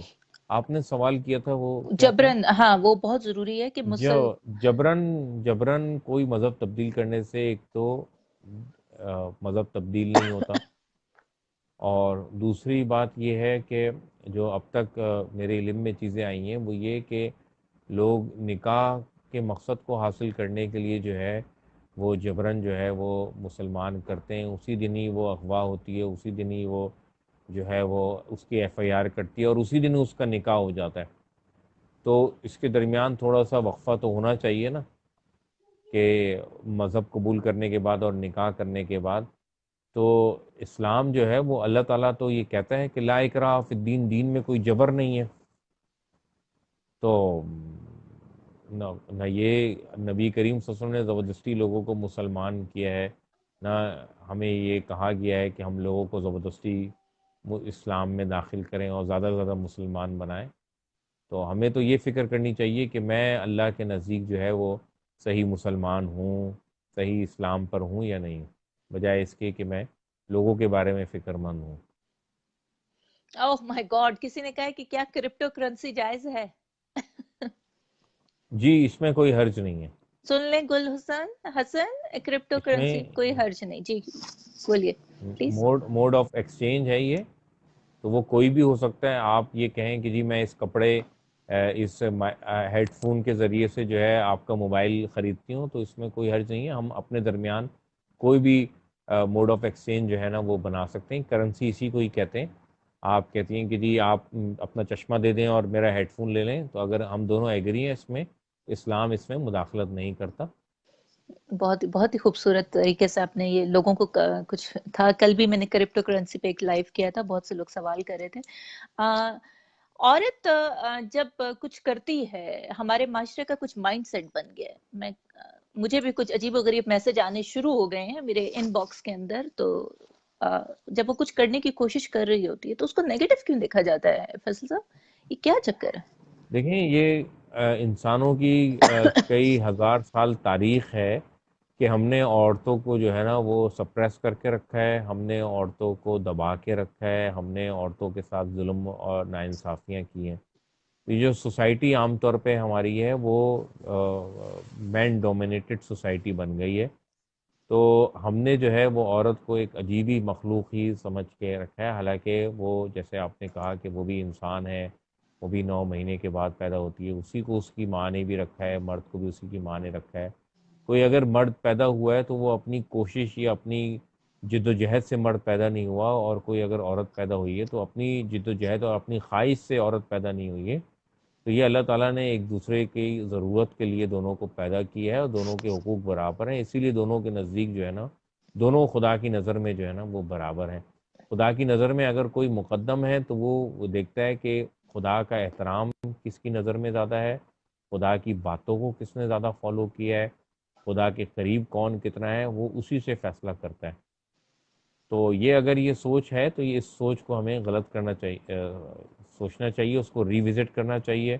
اور ہمیں قرآن کریم کو پڑھنا چاہیے اس حوالے سے کہ وہ کہیں بھی یہ نہیں کہتا ہے کہ جی عورت جو ہے وہ پاؤں کی جوتی ہے، یا عورت جو ہے وہ کمزور ہے، یا عورت جو ہے وہ اس طرح کی کوئی چیز ہے کہ اس کو پیچھے رکھا جائے. اس نے جہاں جہاں ایمان والوں کو خطاب کیا وہاں مرد عورت دونوں کو کیا ہے. اس نے جنت کا مستحق بھی دونوں کو بنایا. میں تو لوگوں میں یہ بات کہتا ہوں کہ ہمارے یہاں عورتوں کے ساتھ اتنی بڑی زیادتی کی گئی ہے کہ ہم نے ان کو خدا کے قریب جانے سے روک دیا، ان کو مسجد جانے سے روک دیا ہے، ان کو دین کے قریب جانے سے روک دیا ہے. حالانکہ مسجدیں جو ہیں وہ تو خدا کا گھر ہیں، خدا کے گھر میں خدا کے بندوں کے لیے وہ گھر ہوتا ہے. اس میں مردوں کو بھی اتنا ہی حق ہے، عورتوں کا بھی اتنا ہی حق ہے جتنا مردوں کا حق ہے. تو یہ ہم نے ان کے ساتھ بہت بڑی زیادتی کی، جس سے ان کی مذہبی تعلیم جو ہے وہ نہیں ہو سکی ہے. ان کا جو ایک سوشل جو سسٹم تھا وہ اتنا اسٹرانگ نہیں ہو سکا ہے. وہ اگر مسجد جاتی تو ان کی وہاں پی آر بھی ہوتی، وہ ان کو وہاں ایکسپوجر بھی ملتا، وہاں وہ لوگوں سے بھی ملتی، وہاں وہ لوگوں کے مسائل بھی سنتی. اور 5 وقت آپ سوچیں جب وہ مسجد جاتی تو ان کا ایک ایکسپوجر ہوتا. اب ان کو اگر لطف یا مزہ ہے تو وہ بازار جانے کا ہے، شاپنگ شاپنگ کا ہے، کرنے کا سیل یا کا ہی ہے. ڈرامے دیکھنے کا ہے. ان کو ان جی جی ان بالکل. ان کو یہ ان کو یہ ذائقہ ان کی زبان سے میں آیا ہی نہیں ہے کہ جی بہت مسجد میں جا خوبصورت. کے جماعت کے ساتھ نماز پڑھنے کا اور قرات سننے کا اور وہاں درس سننے کا اور مل کر جو ہے عبادت کرنے کا کیا لطف اور کیا مزہ ہے. اور دین کی بات ہم نے تو بہت بڑی زیادتی کی ہے. یعنی ہم مرد معاشرہ خدا کے ہاں اس کے ہاں جواب دہ ہوں گے. نبی کریم صلی اللہ علیہ وسلم نے صلی اس اللہ طرح علیہ کی کوئی وسلم. پابندی نہیں لگائی ہے. حضرت مریم کے بارے میں ہے کہ وہ محراب میں نماز پڑھا کرتی تھیں، وہ مسجد جایا کرتی تھیں. یہ تو ہم نے عورتوں کے ساتھ بہت بڑی زیادتی کی ہے. اور پھر ہم نے اس کو مذہبی لبادہ بھی اڑا دیا ہے. یعنی ایک تو غلط چیز تھی، اس کے اوپر مذہب کا لبادہ بھی اڑا دیا ہے. تو اب کیا ہے کہ وہ اب لوگوں کے پاس جو ہے لائسنس ٹو کل مل گیا. ان کے پاس جو ہے نا وہ ناجائز کرنے کا ایک ہتھیار، ایک قانونی جواز بھی مہیا ہو گیا مذہب کی طرف سے. تو اس طرح کی کوئی ڈسکرمنیشن جو ہے وہ مذہب میں نہیں ہے، اور سوسائٹی میں بھی نہیں ہونی چاہیے. ہمیں اس کو ختم کرنے کے لیے کوشش کرنی چاہیے. میں تو فیصل ہمیں صاحب، میں جمعے تو اور آپ عیدین کے اندر بہت جی زبردست، آپ بہت، میں آج پہلی بار آپ سے بات کر رہی ہوں، لیکن آپ جتنی خوبصورتی سے ہمارے ریلیجن کو ایکسپلین کر رہے ہیں، نہ صرف یہ کہ اے ٹو زی ہم نے بات کی، بہت بہت سی چیزوں کے اوپر بات کی، اور بہت ہی مجھے نالج مل رہی ہے. مجھے بہت اچھا لگ رہا ہے. یہ شاہین کہہ رہی ہیں کہ اہل کتاب سے نکاح جائز ہے کیا؟ جب عورت اسلام قبول کر لے تب جائز ہے، یا ویسے ہی جائز ہے؟ ویسے بھی جائز ہے. دیکھیں یہ قرآن کریم میں سورہ 5 کی آیت نمبر 5 ہے. اور ویڈیو کے بعد آپ دیکھیے گا بھی قرآن کریم نکال کر. میں دوبارہ سے دہرا رہا ہوں، سورہ نمبر 5 کی ورس نمبر 5 ہے، جس میں اللہ تعالیٰ یہ فرماتے ہیں کہ مومن عورتوں سے اور اہل کتاب کی عورتوں سے، دونوں کو الگ الگ کر کے بیان کیا ہے اللہ تعالیٰ نے۔ اور اہل کتاب کہتے ہی اسی ہیں کہ جو یہودی ہو یا جو نصرانی ہو، اپنے مذہب کے اندر ہو، قائم ہو، اس کو اہل کتاب کہتے ہیں۔ اگر وہ کنورٹ ہو جائے تو پھر تو وہ مومن کیٹیگری میں شمار ہوگی، پھر تو یہ کہنے کی ضرورت ہی نہیں تھی کہ مومن عورتیں اور اہل کتاب کی عورتوں سے۔ تو حضرت عثمان غنی رضی اللہ تعالیٰ عنہ نے بھی ایک نائلہ نامی ایک کرسچن خاتون سی، ان سے نکاح کیا تھا۔ حضرت حذیفہ بن یمان رضی اللہ تعالیٰ عنہ نے جو ہے وہ ایک کرسچن خاتون سے نکاح کیا تھا۔ تو قرآن کریم جو ہے وہ اس بات کی اجازت دیتا ہے، اس میں کوئی حرج نہیں ہے۔ کہہ رہی ہیں کہ جی بحیثیت مسلم ہمیں معاشرے سوسائٹی میں کس طرح رہنا چاہیے؟ یہ بحیثیت مسلم ہماری اس سوسائٹی میں جو ہمارے اوپر جو رسپانسبلٹیز ہیں، جو ڈیوٹیز ہیں، ہمیں اس کو ادا کرنے کی کوشش کرنی چاہیے۔ ہمیں حقوق اللہ، یعنی اللہ نے جو ہم پر چیزیں فرض کی ہیں اس کا خیال رکھنا چاہیے کہ ہمیں نماز پڑھنی چاہیے، ہمیں روزہ رکھنا چاہیے، رمضان کا مہینہ آنے والا ہے، ہمیں زکوٰۃ دینی چاہیے اگر اللہ نے ہمیں اتنا مال دیا ہے، اور اگر ہمیں استطاعت دی ہے تو ہمیں اس کے گھر کا ایک مرتبہ اس کا وزٹ کرنا چاہیے، جس کو حج کہتے ہیں۔ اور ہمیں اپنے معاملات کے اندر نرمی اختیار کرنی چاہیے، ہمیں جھوٹ سے جو ہے وہ گریز کرنا چاہیے، ہمیں مذاق میں بھی جھوٹ بولنے سے پرہیز کرنا چاہیے، ہمیں ایمانداری کو اور اپنے ہر عمل میں یہ دیکھنا چاہیے کہ میں نے خدا کے آگے جواب دہ ہونا ہے۔ آج اگر گھر میں کوئی نہیں ہے مجھے دیکھنے والا، کوئی مجھ سے پوچھنے والا نہیں ہے، میں اس گھر کی کا مالک ہوں، میں اس گھر کی مالکن ہوں، مگر مجھے خدا کے آگے اپنے اس طاقت کا، اپنے اس اختیار کا جواب دینا ہے۔ اپنے پڑوسیوں کا خیال رکھنا چاہیے، رشتہ داروں کا خیال رکھنا چاہیے، ان میں کوئی غریب ہے تو زکوٰۃ دیتے وقت، صدقہ دیتے وقت ان کو پہلے دینی چاہیے، ان کی شادی اور غمی میں جو ہے وہ ان کے ساتھ شریک ہونا چاہیے، ان کی کوئی بات ناگوار گزرے تو اس کو نظر انداز کرنا چاہیے، اور اگر ہمارے ساتھ کسی نے برا کیا ہے تو ہمیں اس کو معاف کرنا چاہیے۔ اور ہم لوگوں سے جب گفتگو کریں تو اس میں ذرا اپنے اوپر خیال رکھنا چاہیے کہ ہم کسی کی چغلی تو نہیں کر رہے، ہم ہم غیبت تو نہیں کر رہے کسی کی، ہم کسی کا عیب تو بیان نہیں کر رہے، ہم کسی پر بہتان تو نہیں لگا رہے، اور کیا ہم ایسی باتیں کر رہے ہیں جس سے ہمیں کچھ سیکھنے کو ملے، ہمیں کچھ سکھانے کو ملے، یا ہم جو چیزیں ہو چکی ہیں دنیا میں ان کو ہی بار بار ریپیٹ کر رہے ہیں، کوئی خبریں ہیں جو سب لوگوں کو پتہ ہے، ہم یا سیاست پہ گفتگو کر رہے ہیں جس سے کوئی فائدہ نہیں ہے۔ ہمیں چاہیے کہ ہم لوگوں کو زیادہ سے زیادہ سنیں تاکہ ہماری لرننگ ہو، ہم اپنے وقت کو کتابیں پڑھنے پر لگائیں، ہم اپنے وقت کو جو ہے وہ اپنی کمزوریوں کو جانچنے پر لگائیں، ہم اپنے وقت کو میڈیٹیشن کے اوپر لگائیں، ہم قرآن کریم کو سمجھنے میں اور اس کو دہرانے میں لگائیں، اور اس کو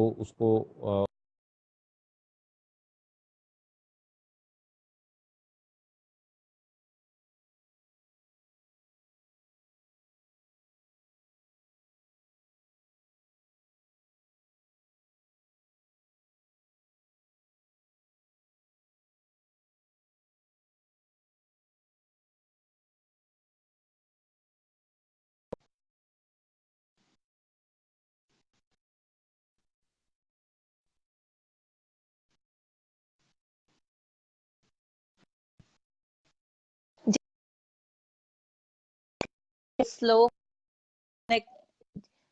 جی، میرا انٹرنیٹ لو ہوئے جا رہا ہے، لگ رہا ہے میری ویڈیو بار بار سٹک ہو رہی ہے۔ مفتی صاحب ہمارے ساتھ اس ٹائم پہ، اور میں انشاءاللہ مفتی صاحب میں دیکھتی ہوں اگر میں آپ کو دوبارہ ایڈ کر سکتی ہوں تاکہ ہم اس کو اس پروگرام کو آگے کی طرف لے کے چڑھیں، اگر نہیں تو پھر انشاءاللہ میں آپ کو دوبارہ سے اپنے ساتھ جوڑنے کی کوشش کروں گی جس وقت آپ کے پاس ٹائم ہو، تاکہ ہم اس بارے میں اور بات چیت کر سکیں۔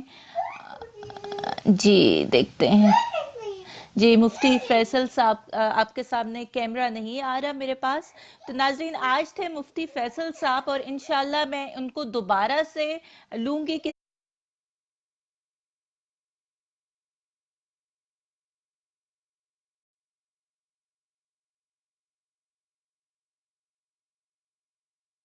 اسی وقت ایڈ کروں گی اور ان سے بات کروں گی، آپ سب کے سوالوں کا جواب دوبارہ سے دیں گے۔ آپ سب اپنا خیال رکھیے گا، اور دیکھتے ہیں اگر ان کے پاس نہیں. احسان ان کے سامنے کیمرہ نہیں آ رہا اس ٹائم پہ. میرا انٹرنیٹ کنیکشن سلو ہو گیا ہے بہت زیادہ اس ٹائم پہ, اور میں اس ٹائم پہ کچھ نہیں کر سکتی, اور اس سیشن کو اینڈ کریں گے. مفتی فیصل صاحب بہت شکریہ آپ کا کہ آپ نے مجھے اتنا قیمتی ٹائم دیا, اور انشاءاللہ آپ کے ساتھ دوبارہ سیشن کریں گے. آپ جی عمار کہہ رہے ہیں کہ فاطمہ کا ٹائم ہو گیا ہے جی. اور یہ بہت زبردست ہمارا سیشن تھا. اگر میں کوشش کرتی ہوں کہ اگر احسان میں 2 منٹ اور انتظار کروں کہ میرا انٹرنیٹ کنیکشن دوبارہ سے سٹیبل ہو جائے, میں راؤٹر کے پاس اپنے جاتی ہوں, دیکھتی ہوں.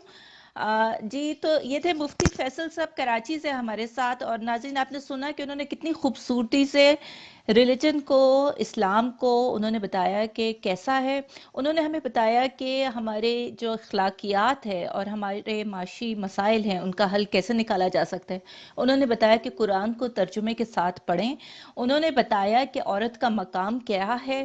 انہوں نے بتایا کہ جبرن کسی کو آپ اسلام کی طرف نہیں لا سکتے. انہوں نے بتایا کہ معاشرے کے اندر ہم کس طرح سے رہ سکتے ہیں. تو اسلام کے نام پر جو ہم خرابیاں کرتے ہیں وہ انہوں نے کہا کہ ایسی کوئی بات نہیں ہے. آپ خود قرآن پاک کو ترجمے سے پڑھیں, اور میں سب کو ریکمنڈ کروں گی کہ پلیز قرآن کو پڑھیں ترجمے کے ساتھ, اور مفتی فیصل صاحب کو فالو کریں, ان سے سوال و جواب کریں. بہت نالج ہے ان کے پاس, اور بہت ہی زبردست قسم کی شخصیت ہیں. اور میں دیکھتی ہوں کہ اگر میں ان کو دوبارہ سے ایڈ کرنے کی کوشش کروں, دیکھتی ہوں میں ایک دفعہ پھر سے. جی جی مفتی فیصل صاحب اب میرے پاس نہیں ہیں, اس ٹائم پہ ویو نہیں ہو رہے. تو انشاءاللہ آپ سب سے دوبارہ ملاقات ہوگی, اور سب دعاؤں میں مجھے اور میرے بچوں کو یاد رکھیے گا. Thank you for watching. اللہ حافظ.